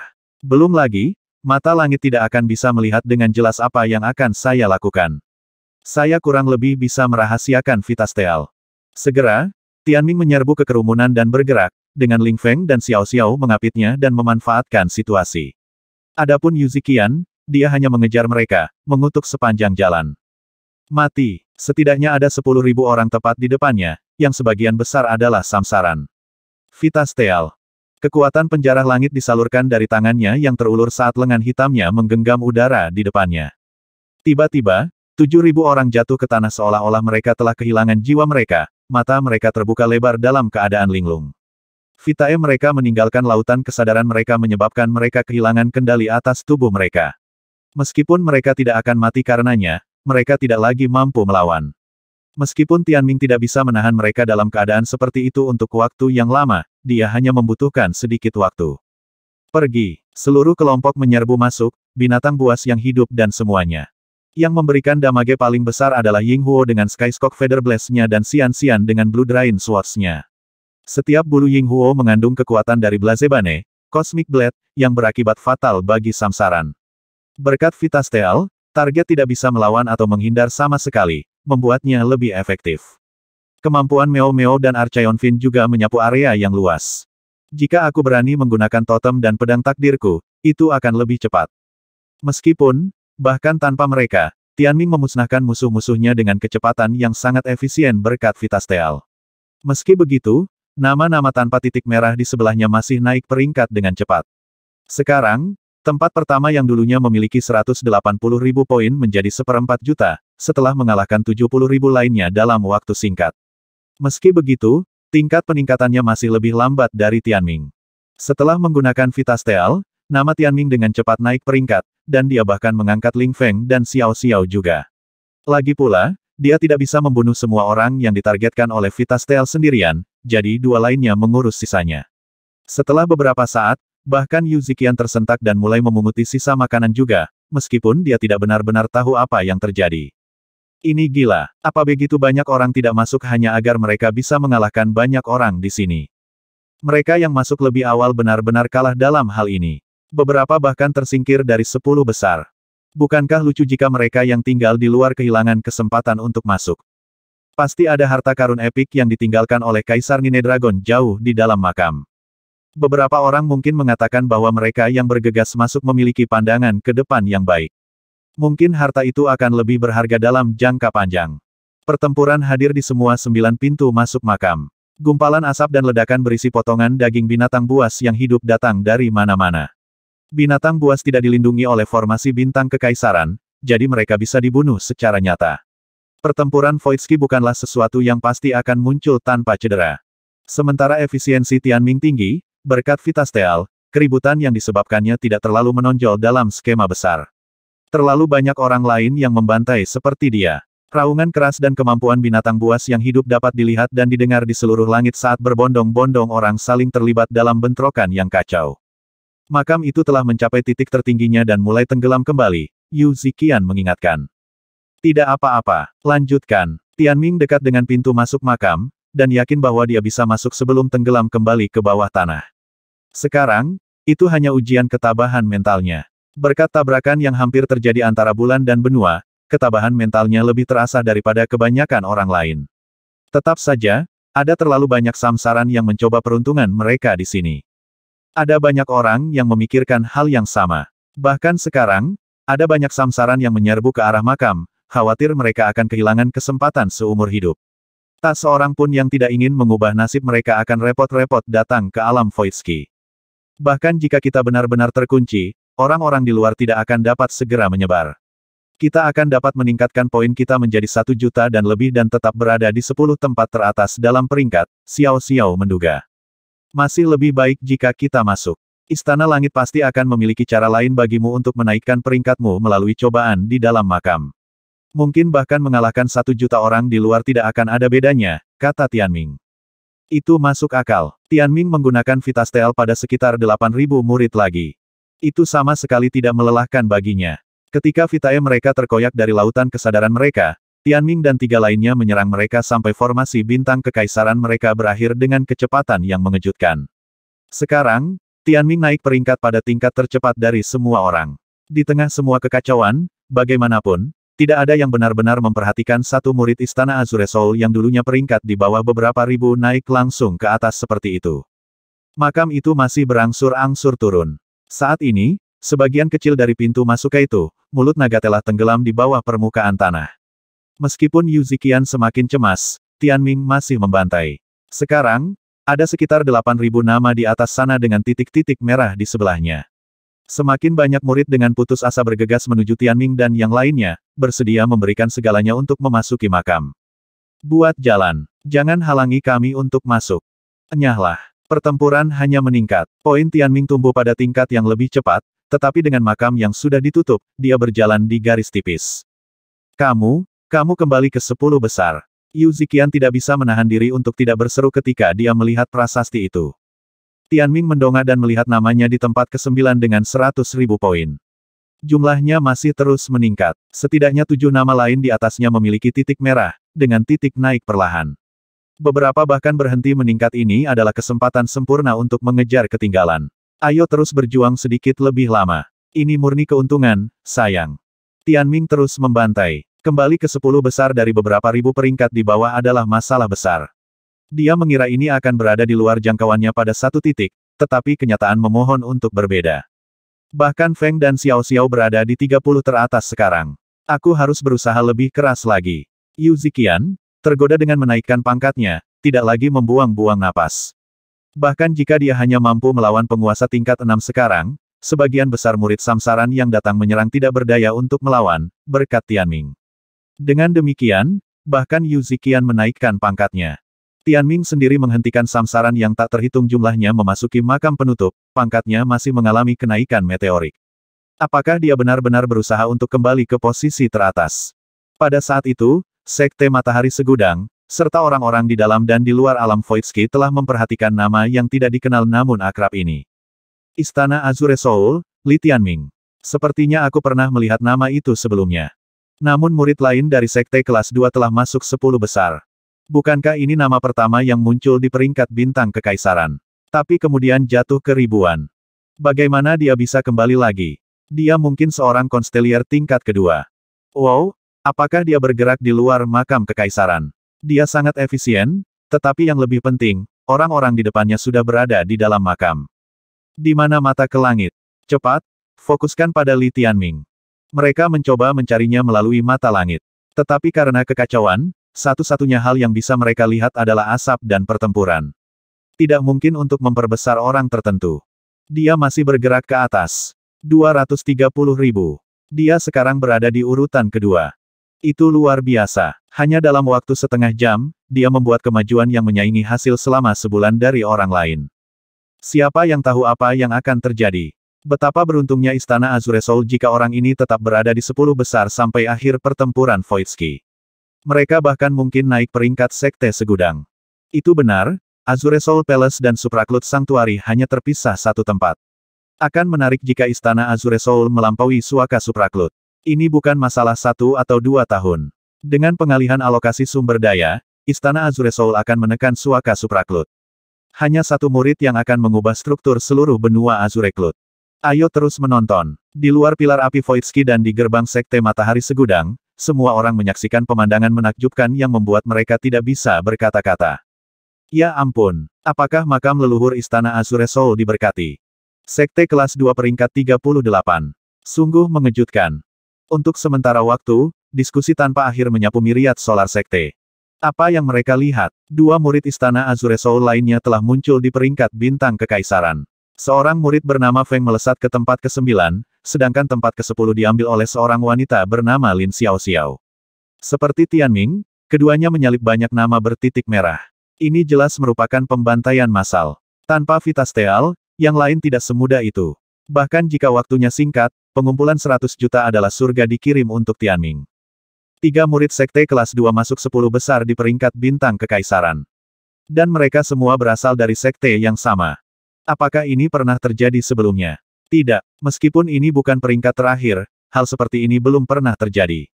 Jika ketiga murid ini memiliki bakat untuk menyamai peringkat mereka, Istana Azure Soul mungkin cukup kuat untuk menghadapi sekte kelas 1 dalam 100 tahun. Mereka bisa mengubah struktur myriad solar sekte. Masalahnya, belum tentu demikian. Mungkin saja mereka memiliki semacam teknik khusus dan memanfaatkan kekacauan ini. Tentu saja, Sekte Matahari Segudang sangat besar dan memiliki populasi yang besar pula. Ada ratusan juta percakapan tentang mereka bertiga. Tianming menggunakan kesempatan untuk mencapai ketenaran sekali lagi, mendorong seluruh Istana Azure Soul ke pusat badai.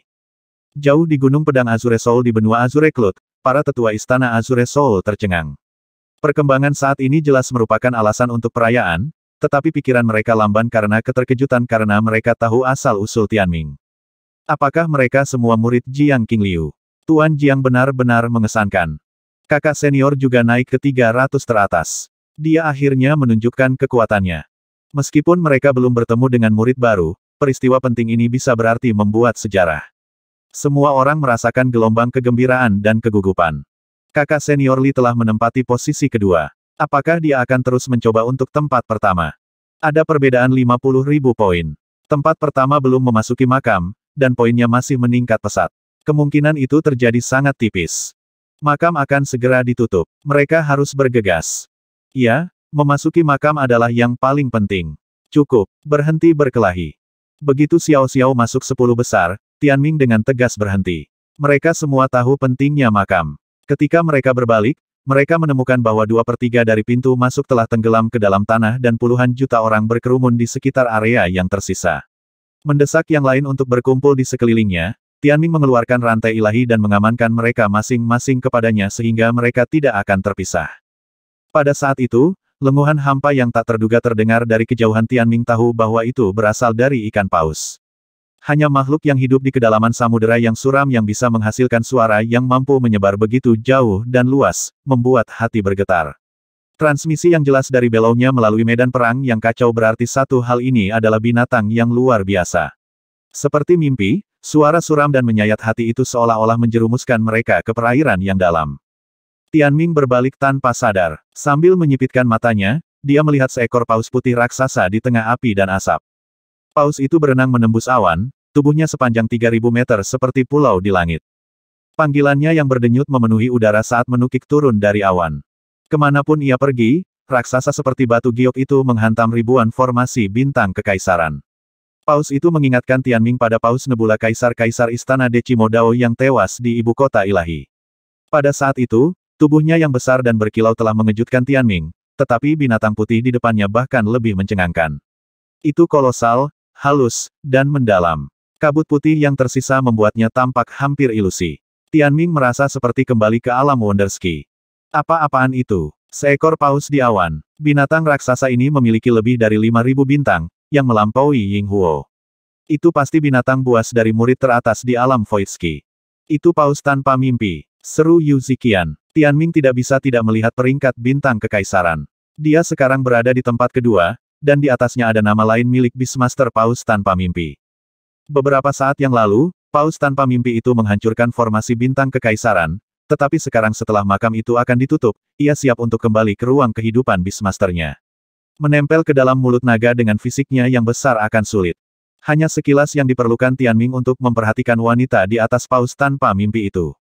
Meskipun awan berkabut dan jarak yang sangat jauh di antara mereka, Tianming bisa melihatnya dengan jelas dengan mata penjarahnya. Pada pandangan pertama dari wajah cantik itu, Tianming terpaku. Bahkan dia harus mengakui bahwa kecantikannya melampaui para dewa.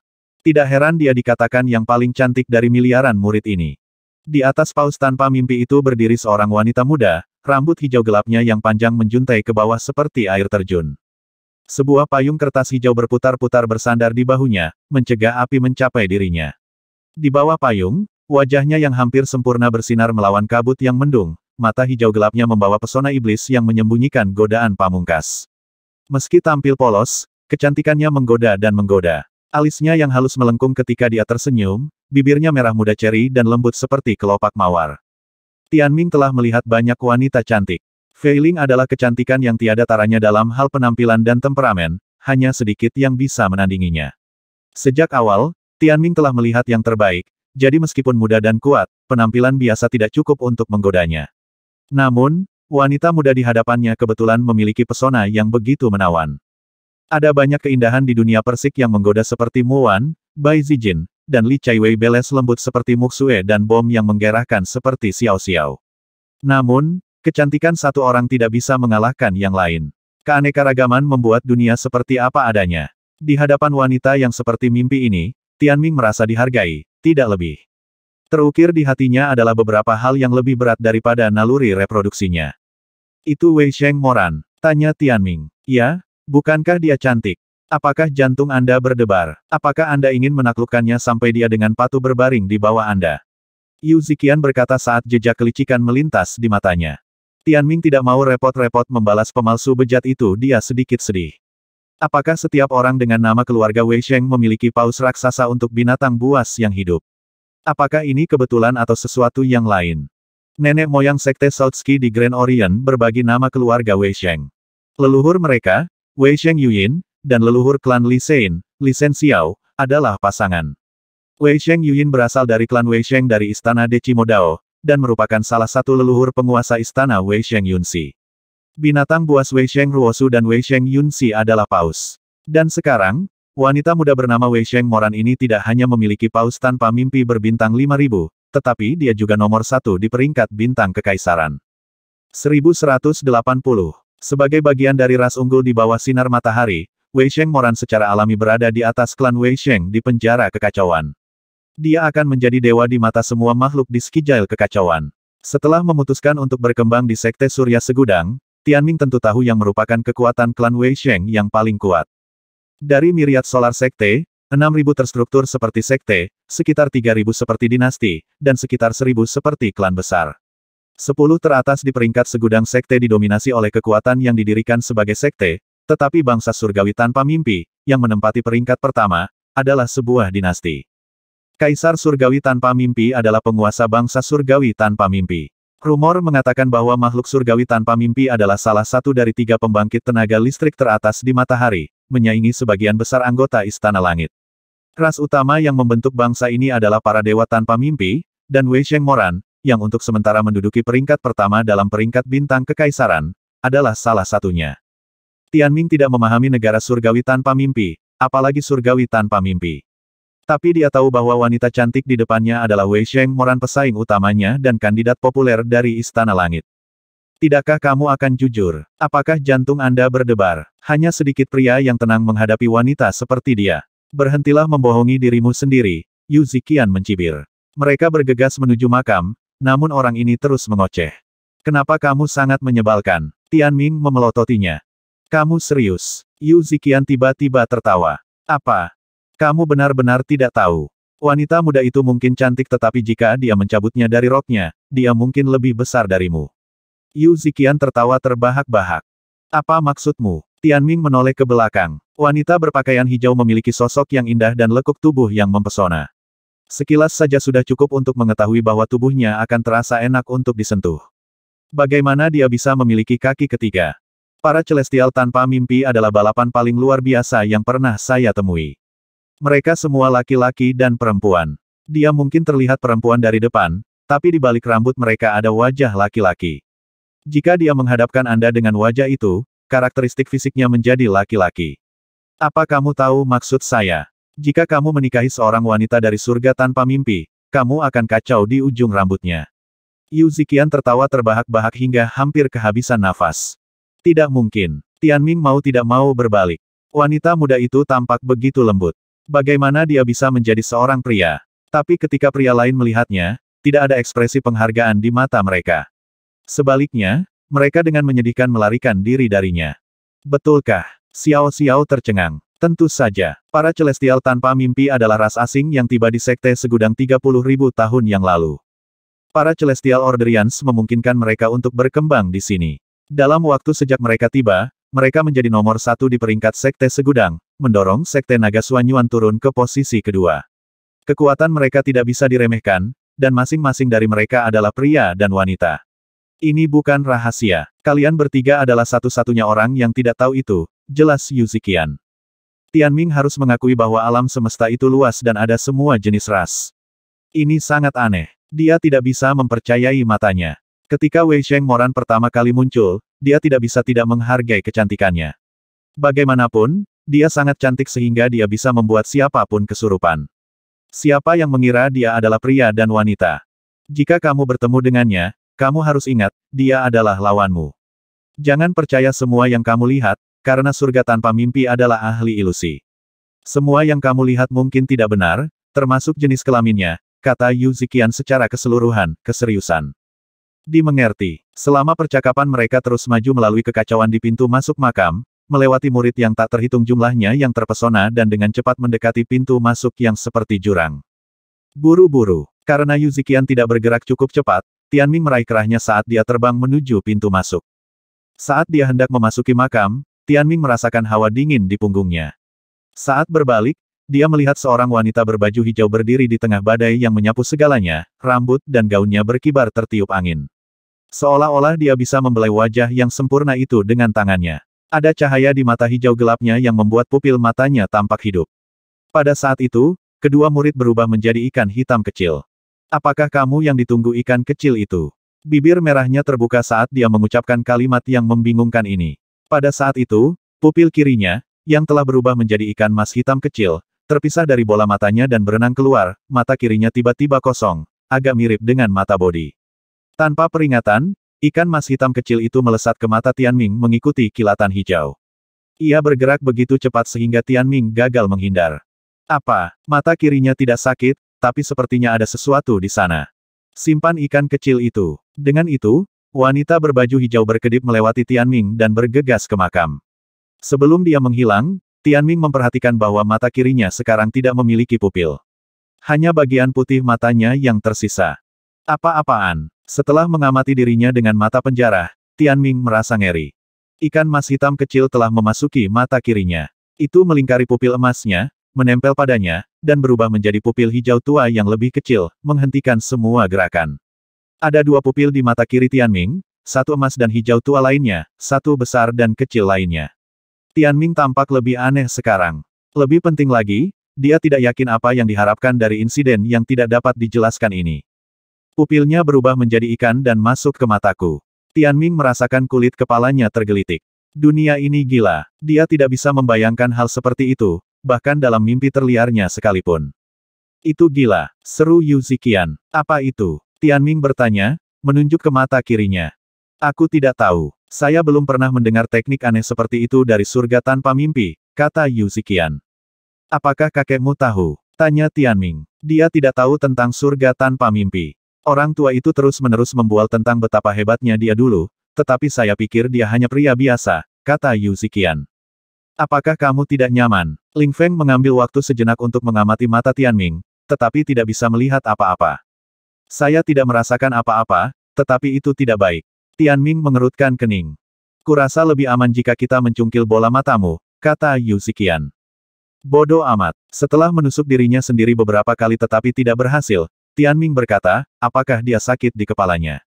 Aku bahkan tidak mengenalnya, tapi hal pertama yang dia lakukan adalah menatap ke arahku dan mengucapkan banyak omong kosong. Aku harus menghentikannya dan membuatnya menjelaskan dirinya sendiri. Bro, dia jauh lebih kuat darimu. Peringkatmu di peringkat bintang kekaisaran sedikit berlebihan, tetapi miliknya solid. Yu Ziqian tampak cemas. Tianming melihat ke dalam ada masalah yang lebih penting, yaitu memasuki makam sekaligus. Segala sesuatu tentang gadis cantik itu melintas di benaknya matanya, cara dia berbicara, dan seterusnya. Siapa yang menunggu ikan kecil itu? Dia bingung. Sementara perhatiannya tercurah, dia gagal memperhatikan bahwa pupil hijau kecil itu berubah menjadi ikan mas hitam kecil yang berenang di pupil emasnya, meluncur di sekitar bagian putih matanya. Faktanya, kecantikan Wei Sheng Moran hampir menakjubkan. Jika dia bukan seorang surgawi tanpa mimpi, Tianming masih bisa menganggap ini sebagai pertemuan yang menarik. Bodoh amat. Di dalam hatinya, semua hal yang ingin dia katakan diringkas menjadi satu kata ini, mengekspresikan suasana hatinya dengan sempurna. Gema-gemuruh terdengar dari segala arah. Awan debu muncul saat dinding di sekitarnya berguncang, pertanda bahwa makam itu masih tenggelam. Dia berbalik dan melihat cahaya dari permukaan semakin redup saat keributan dari 1 miliar murid mulai memudar. Pintu masuk ke makam itu akan disegel.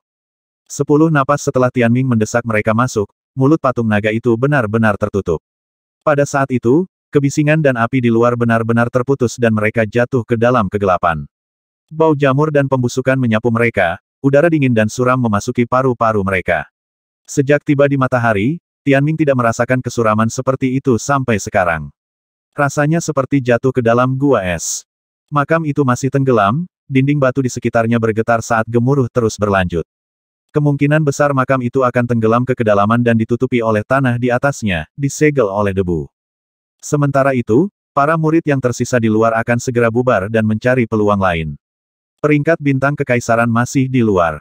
Untuk 800 juta orang yang gagal memasuki makam, ada peluang lain untuk meningkatkan peringkat mereka dan menemukan keberuntungan. Istana Langit tidak mengatakan apa-apa tentang makam sebagai segalanya. Di alam Voidski, para jenius memiliki cara mereka sendiri dalam melakukan sesuatu, sementara murid biasa memiliki pendekatan mereka sendiri. Sebagian besar murid elit telah memasuki makam. Setidaknya ada 9.500 nama yang ditandai dengan titik merah pada peringkat bintang kekaisaran dan, termasuk Tianming, yang berada di tempat kedua. Mata ke langit menyebar, tidak lagi fokus pada area ini. Gambar yang dikirimkan tidak lagi terkait dengan makam, tetapi fokus pada para murid di luar. Fenomena ini mengejutkan para penonton di Myriad Solar Sekte. Apa yang ingin mereka lihat adalah pertempuran antara talenta-talenta hebat namun, jelas bahwa Istana Langit tidak berencana untuk menunjukkan pertarungan di dalam makam. Kami tidak bisa melihat apa yang terjadi di makam. Apa yang dilakukan Istana Langit? Aku tidak tahu. Master Sekte bertanya dan mendengar bahwa kemunculan makam itu juga tidak diketahui oleh pasukan kelas 1 sebelumnya.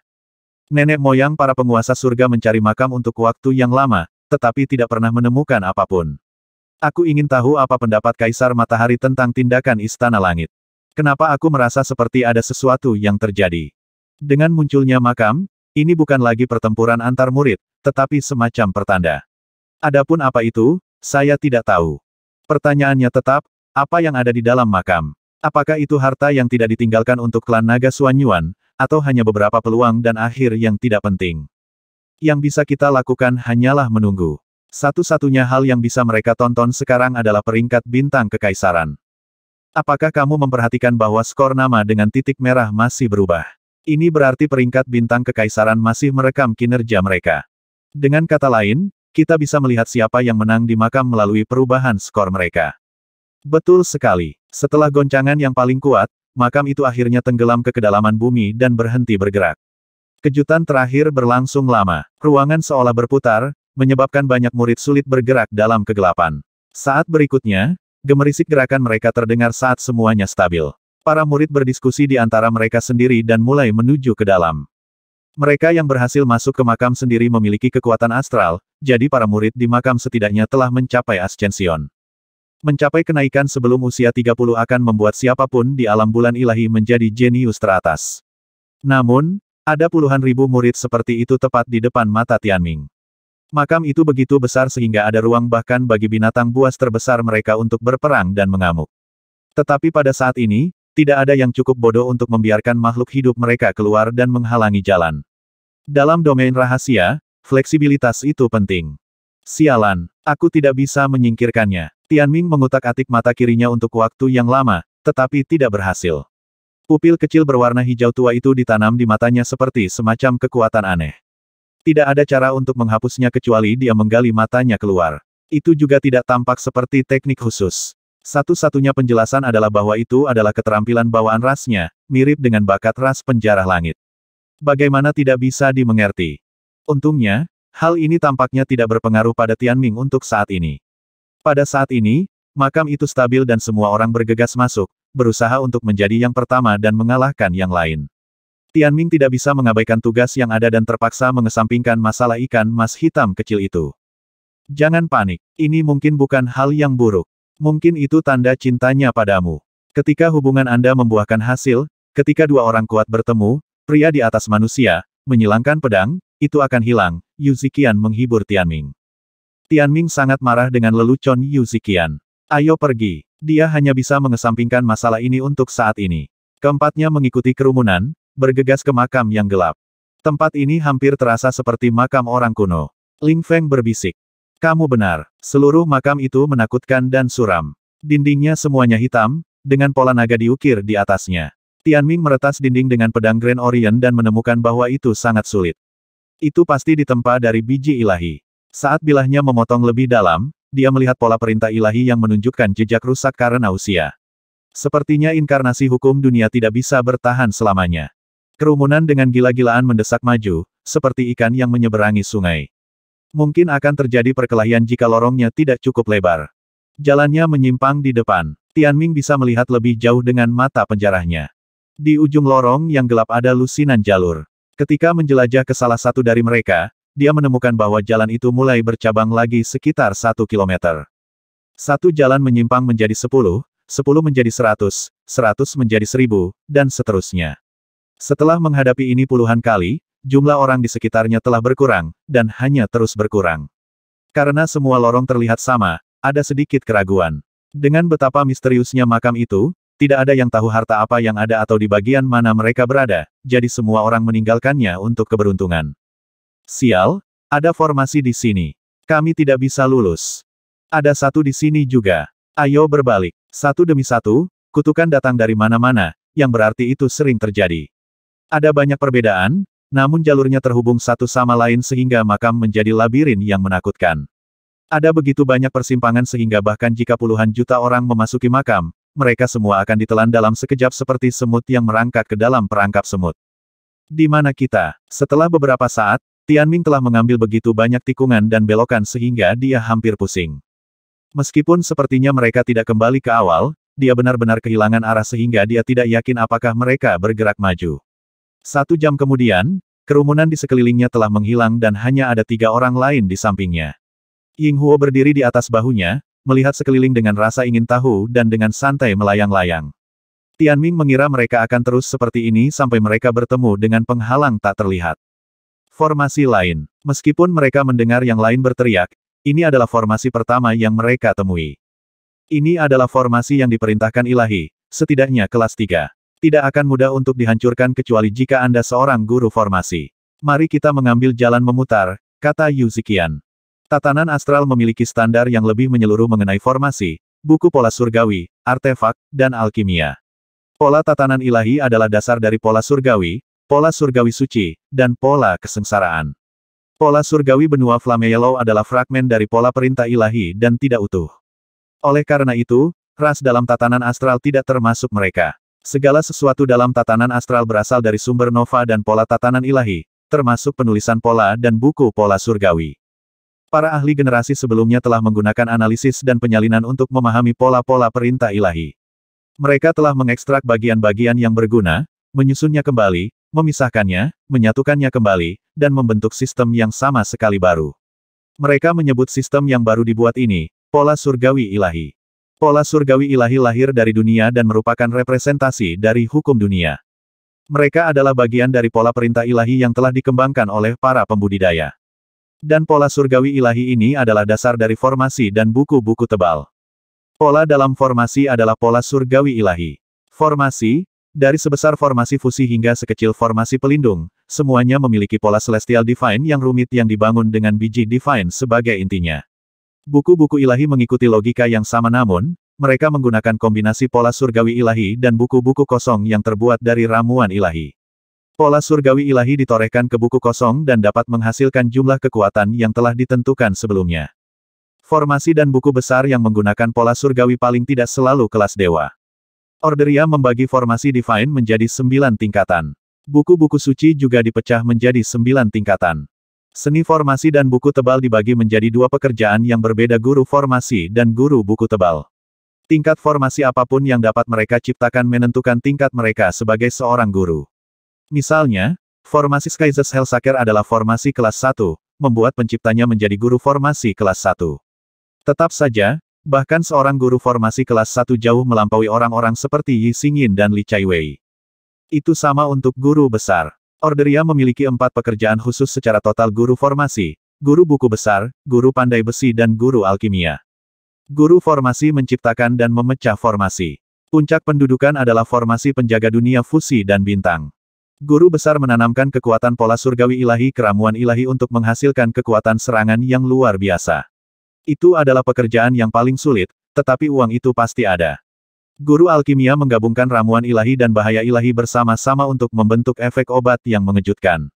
Yu Ziqian adalah seorang guru alkimia, meskipun Tianming belum pernah melihatnya membuat pil. Jika seseorang bukan seorang guru formasi, akan membutuhkan banyak usaha untuk menghancurkan formasi tipe penghalang. Meskipun itu hanya lapisan tipis, ketangguhan dan kerumitan pola di dalamnya bahkan mungkin lebih besar daripada formasi Skyzes Hellsaker. Kekuatan formasi tidak pernah bergantung pada ukurannya.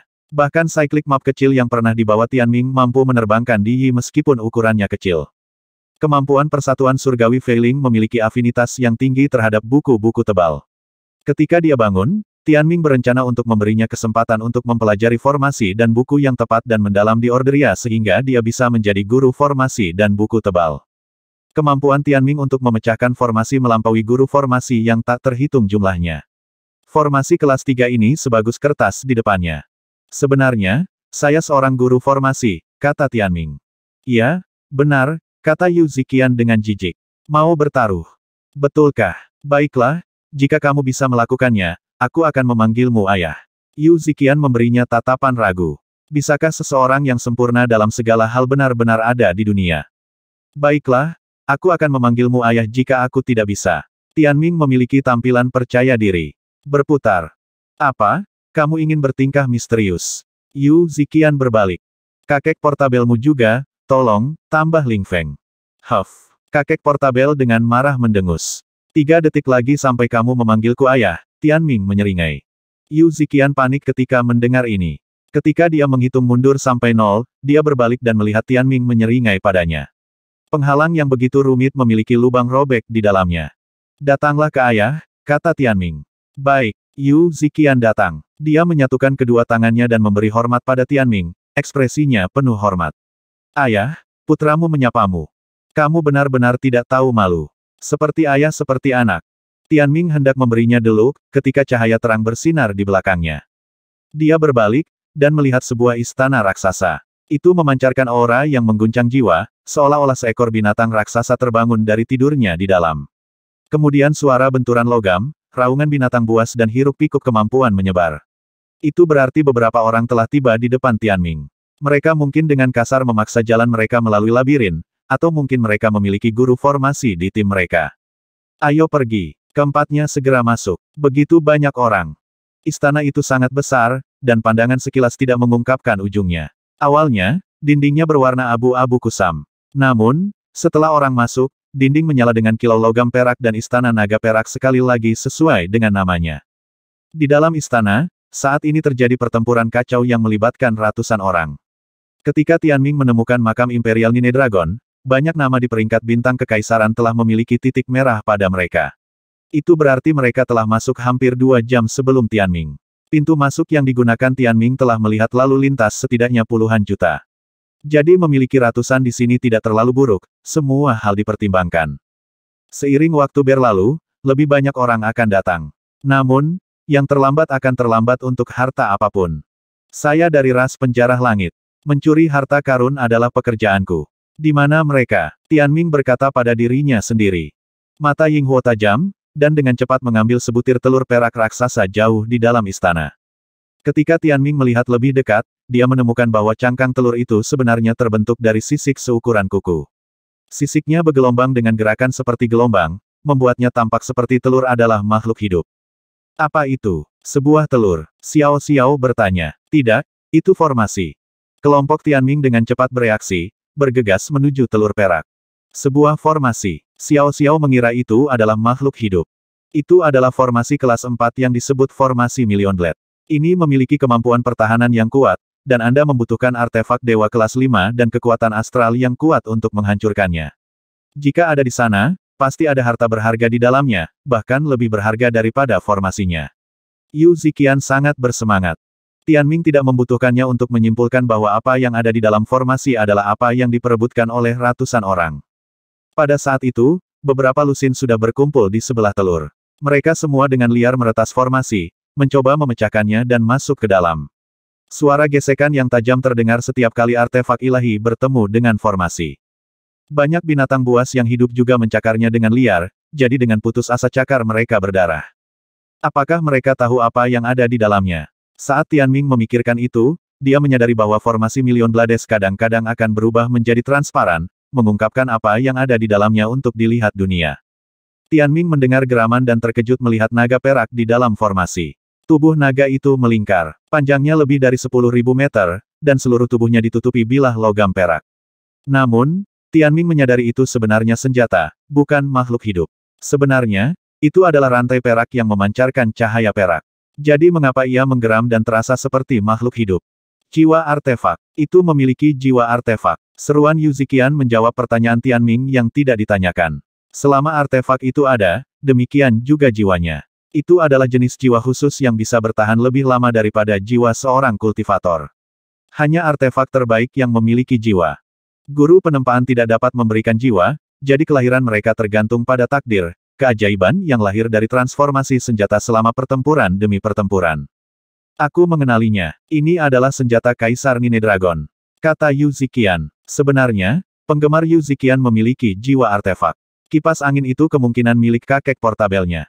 Namun, itu jauh lebih rendah daripada naga perak. Apakah itu kuat? Tianming bertanya. Itu adalah senjata dewa kelas 7. Itu disebut naga perak Lifesteal. Semua biji dan bahaya ilahi yang membentuknya memiliki pola urutan ilahi tingkat 7. Biji utama yang digunakan, Void Slicerite, praktis merupakan bahan yang paling keras. Ia memiliki pola tatanan ilahi Void Slice, dan ketajamannya bahkan dapat memotong ruang. Kaisar Nine Dragon menambahkan 4 bahaya surgawi tingkat 7 ke dalamnya api beku, baut pemecah langit, bila angin neraka, dan 0 beku mutlak. Itu tidak hanya memiliki kekuatan pemotongan yang mengerikan, tetapi serangannya dipenuhi dengan api, kilat, ketajaman, dan bahaya ilahi es. Itu salah satu yang terbaik bahkan di antara artefak dewa kelas 7. Apakah kelas 7 tinggi? Reaksi Tianming tidak begitu kuat karena dia benar-benar tidak tahu. Orderia secara keseluruhan tidak memiliki banyak artefak kelas 8. Bagi kami para konstelier, kami paling baik menggunakan kelas 4 atau 5. Lebih kuat dan kami bahkan akan menderita serangan balasan. Semakin kuat artefak ilahi, semakin sulit untuk dikendalikan. Bahkan artefak yang digunakan tuanku hanya kelas 7, dan itu jauh dari naga perak Lifesteal ini. Jika Anda membawa ini keluar, para murid tidak akan berjuang untuk itu, tetapi orang-orang tua itu akan berusia ratusan atau lebih dari 1000 tahun. Para jenius konstelasi yang telah ditemui Tianming sejauh ini bahkan belum pernah menggunakan artefak dewa kelas 5. Kelas 6 dan 7 berada di luar kemampuan para rasi bintang. Itu berarti Lifesteal Silver Dragon ini hampir mencapai puncak Orderia. Kamu harus kelas 7 untuk mengembangkan jiwa artefak. Tianming tidak begitu khawatir tentang senjata, karena dia memiliki pedang Grand Orient. Sebenarnya, Tianming bahkan belum menjadi seorang konstelier. Dia masih bisa menggunakan kuali ordo kelas 4, tetapi bahkan artefak dewa kelas 5 akan berada di luar jangkauannya. Jadi, tidak ada gunanya bahkan jika saya mengambil rantai ini, kata Tianming. Jika itu kelas 5, mungkin layak untuk menunggu sampai dia menjadi seorang konstelier sebelum mencoba menggunakannya. Tapi kelas 7, itu akan berlebihan. Kamu bisa menggunakannya. Artefak kelas 7 ke atas adalah spesial. Mereka memiliki jiwa, sehingga mereka dapat mengontrol kekuatan mereka dan mengenali seorang master. Anda lihat setetes darah di sebelah senjata. Saya jamin itu adalah darah agung yang ditinggalkan Kaisar Nine Dragon. Level kita mungkin rendah, tetapi jika kita menyerapnya, jiwa artefak akan merasakan aura pemilik sebelumnya. Itu akan memperlakukan kita sebagai penerus dan beralih ke pemilik baru. Mata Yu Ziqian memerah. Sementara kita masih tumbuh, itu akan menahan kekuatannya dan tidak akan menyakiti kita. Meski begitu, itu masih akan jauh lebih kuat daripada artefak surgawi kelas 5. Darah yang mulia, Tianming akhirnya menyadari ada botol kuno di sebelah naga perak. Tidak heran ratusan murid ini menjadi gila. Sepertinya Lifesteal Silver Dragon akan sangat berguna bagi mereka. Kalau begitu aku tidak akan menahan diri. Kelas Lifesteal Silver Dragon setara dengan makhluk hidup dengan 8.000 bintang. Itu sangat tinggi. Dan, ya, Tianming sangat menyukai nama senjata itu. Itu sangat ganas, seperti yang dia suka. Dari tampilan senjatanya, Tianming curiga bahwa bahkan tubuh sekuat Lan Huang akan terluka jika dia menyerang dengan senjata itu. Bahkan mengabaikan 4 bahaya surgawi, hanya kemampuan rongga kosong yang diberikan biji suci sudah cukup untuk membuatnya menggigil hanya dengan melihat ujung-ujungnya. Yu Ziqian bingung. Apakah Sky Palace benar-benar meninggalkan ini di sini untuk kita? Beberapa lusin orang masih menyerang formasi Million Blade. Senjata mereka sudah rusak, tetapi formasinya masih berdiri dengan bangga. Tianming tidak menggunakan rantai untuk sementara waktu, dan dia merasa sedikit nostalgia. Lindungi aku. Tianming memberitahu kelompoknya. Dia dengan cepat mendekati formasi, mencapai tempat di mana tidak ada orang. Ling Feng dan Xiao Xiao mengapitnya. Yu Ziqian tidak memiliki kemampuan untuk menghancurkan formasi itu sendiri, jadi dia ikut saja. Karena dia memiliki jiwa artefaknya sendiri, keinginannya terhadap Lifesteal Silver Dragon tidak begitu tinggi. Meskipun begitu banyak murid tingkat atas yang menyerang dengan gila-gilaan, formasinya tidak bergerak sedikitpun. Buat keributan, kata Tianming. Aku akan melakukannya. Meo Meo melompat keluar dan mengirimkan sambaran petir ke langit. Listrik berkedip, benar-benar menyembunyikan posisi Tianming.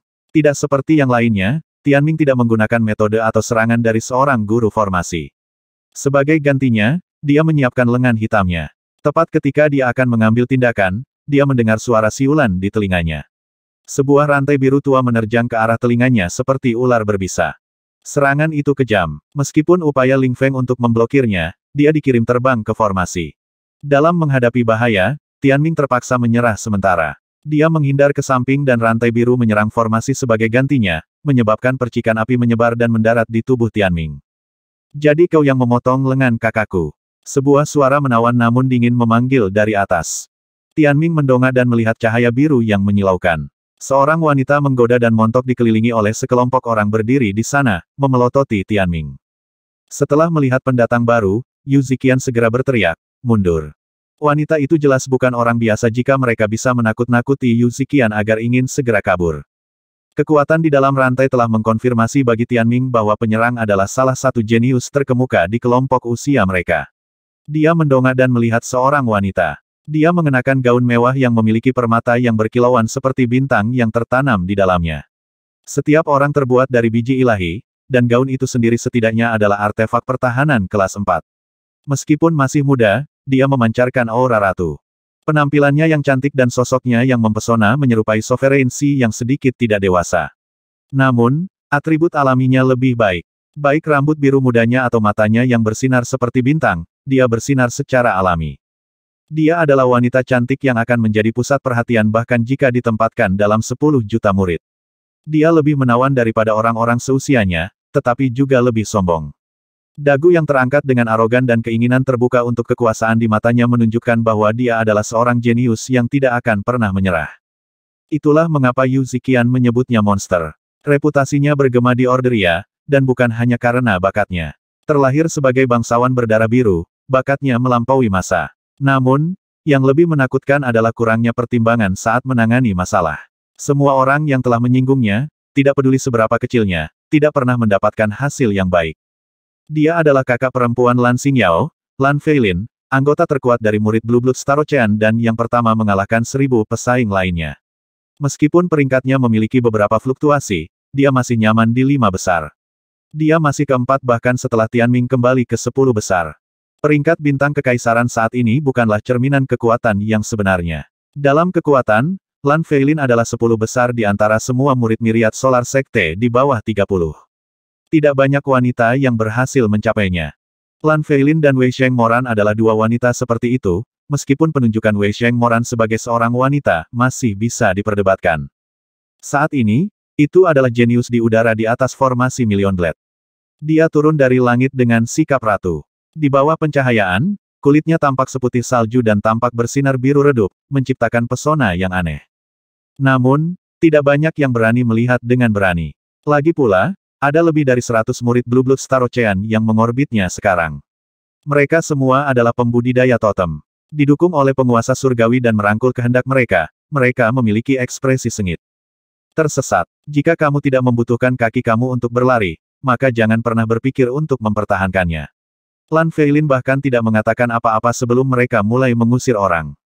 Hanya ada beberapa ratus orang di area tersebut. Sebagian besar hanya dalam kelompok kecil, jadi mereka tidak punya cara untuk melawan kelompok besar seperti itu, terutama jika mereka memiliki begitu banyak konstelasi. Lebih dari setengah dari mereka yang hadir menyerah, tak berdaya melihat darah biru ini. Mereka marah, iya, tapi rasa takut juga ada di hati mereka.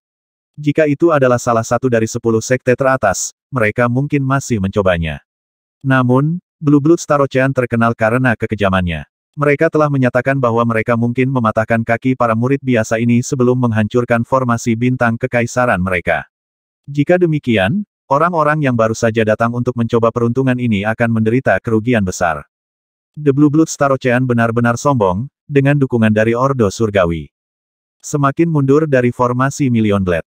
Beberapa masih tidak mau, tetapi para murid Blue Blood Star Ocean tidak ragu-ragu untuk menerkam. Mereka tidak mengejar formasi, tetapi mengejar orang-orang, memukuli mereka dengan keras. Akhirnya, semua murid lainnya terpaksa mundur. Kakak Lin menginginkan harta ini. Tersesat. Jika kamu cemburu, tinggalkan mata kamu sehingga kamu dapat menonton lebih banyak. Aduh, sejujurnya, jika mereka benar-benar ingin bertarung, jumlah ratusan orang ini melebihi ratusan orang dari Blue Blood Star Ocean. Kemenangan mungkin saja terjadi. Namun, mereka berasal dari lebih dari 100 faksi yang berbeda. Mereka tidak saling mengenal, jadi aliansi tidak bisa dengan cepat terbentuk. Selain itu, dengan lebih dari setengah dari mereka sudah ketakutan, satu-satunya pilihan yang tersisa adalah mundur dan mencari peluang. Sekelompok tikus ketakutan yang hanya tahu cara melarikan diri ketika harimau sungguhan datang. Murid-murid Blue Blood Star Ocean menjadi lebih sombong setelah berhasil mengusir yang lain. Klan darah biru semuanya memiliki fitur wajah yang menarik. Para pria bertubuh kekar dan penampilan mereka adalah tipe ketampanan yang keren. Para wanita itu tinggi dan memiliki sosok pedas. Dan karena mereka suka memamerkan sosok mereka, mereka juga mengenakan pakaian yang agak terbuka. Para pria pada dasarnya semua berterbuka dada, sementara para wanita semua perutnya terbuka. Setelah merebut istana Silver Dragon, mereka semua mengobrol dalam suasana hati yang baik. Adapun Lan Feilin, dia seperti bintang yang diorbit semua orang. Dia tidak ingin pergi ke formasi Million Blade, alih-alih mengamati semuanya dari atas. Dia menatap Tianming, lalu menoleh ke Yu Ziqian. Tatapannya akhirnya tertuju pada Yu Ziqian, dan bibirnya sedikit melengkung. Yu Ziqian, ku dengar kamu ingin bertemu denganku dan memiliki romansa yang penuh gairah. Yu Ziqian berkeringat, yang terus dia usap dengan lengan bajunya. Tentu saja dia ingin lari. Namun, dengan begitu banyak murid Blue Blood Star Ocean di sekitar membentuk pengepungan, semua rute pelariannya terputus. Sementara Lan Feilin mengusir semua orang, dia jelas tidak berencana untuk membiarkan Tianming pergi dengan aman dari sini. Kecantikan Nona Lan adalah pemandangan yang spektakuler. Aku selalu mengaguminya. Adapun romansa apapun yang penuh gairah, kamu pasti salah. Aku selalu menjadi pria yang berpengalaman dalam seni dan sangat menghormati wanita. Bahkan jika aku mendapat kehormatan untuk bertemu dengan Nona Lan, aku hanya akan membacakan puisi. Tidak mungkin dia tidak cemas. Begitukah? Malu aku tipe kekerasan sekalipun. Aku tidak suka puisi. Adapun hal-hal yang tidak berguna, jika mereka menghina aku memiliki banyak adik laki-laki untuk mematahkan kaki ketiga mereka dan secara permanen menghentikan pemikiran seperti itu. Meskipun wajahnya cantik, kata-katanya membuat Yu Ziqian dingin. Semua murid Blue Blood Star Ocean terkikik. Aku ingin tahu apa yang ada di otak Azure Soul Palace, memiliki sampah seperti itu. Lihat, kakinya gemetar. Sayang sekali tidak ada mata yang mengarah ke angkasa. Kita tidak bisa membiarkan dunia melihat bagaimana kita menjadikan jenius sekte kelas 2 sebagai Kasim. Aku tidak percaya seseorang seperti ini berani mencoba menggoda Sister Lan. Kudengar dia cukup playboy, tapi kurasa hari-hari itu sudah berakhir. Lan Feilin bahkan tidak memberi tanda sebelum selusin murid laki-laki keluar. Bekerja dengan cepat. Cobalah untuk merekamnya. Mungkin kita bisa menjualnya di benua Azure Cloud. Lan Feilin tersenyum. Para murid perempuan Blue Blood Star Ocean semua menutupi wajah mereka karena malu. Lan Feilin memutar matanya. Jangan bertindak murni. Ini tidak seperti kamu belum pernah melihatnya sebelumnya. Dia senang ketika melihat Yu Ziqian putus asa. Kamu bahkan berani menyentuh adikku. Apakah kamu pikir sekte kami adalah penurut? Lan Feilin merasa luar biasa bahwa orang bodoh seperti ini ada di dunia. Namun, ketika dia melihat Tianming, Ling Feng, dan Xiao Xiao, dia tidak bisa tidak memperhatikan penampilan dan aura ketiganya, terutama Tianming, pelaku sebenarnya di balik pengusiran kakaknya. Mata kirimu ada ikan hijau. Apa itu? Dia telah memperhatikan hal aneh itu, tetapi terlalu malas untuk mengejarnya ketika Tianming tidak menjawab. Apapun, aturan standar Blue Blood Star Ocean. Kamu membayar 4 kali lipat dari harga. Kamu mematahkan satu lengan saudara aku, kami mematahkan 4. Apakah kamu ingin melakukannya sendiri? Jika aku harus melakukannya, teman kamu juga harus menanggung hukuman kamu. Tidak ada harapan untuk mengharapkan belas kasihan darinya. Tianming hanya enggan menyerah pada Livesteal Silver Dragon. Namun, dengan Yu Ziqian beberapa saat dari bencana, dia juga tidak bisa tinggal di sini lebih lama lagi. Pergi. Dia memerintahkan timnya. Lan Feilin kuat dan memiliki angka. Namun, jaraknya tidak terlalu konyol dan dia memiliki kecepatan meo-meo. Ini labirin setelah kita keluar dari istana. Kehilangan mereka di sana. Mereka semua adalah pengguna totem. Ling Feng, angkat bagian belakang sementara aku menggendong ganggangan. Tianming membuat keputusan cepat. Harta karun. Ling Feng bertanya. Kami akan menyerah untuk saat ini. Tianming menyadari prioritasnya. Lan Feilin adalah konstelier tingkat keempat, dan ada juga beberapa di tingkat kedua. Pertarungan langsung tidak realistis untuk saat ini. Jika kita tidak bertindak cepat, garis keluarga Gan berakhir hari ini. Yu Ziqian ingin menangis. Nama belakangnya adalah Yu, bukan Gan. 1185.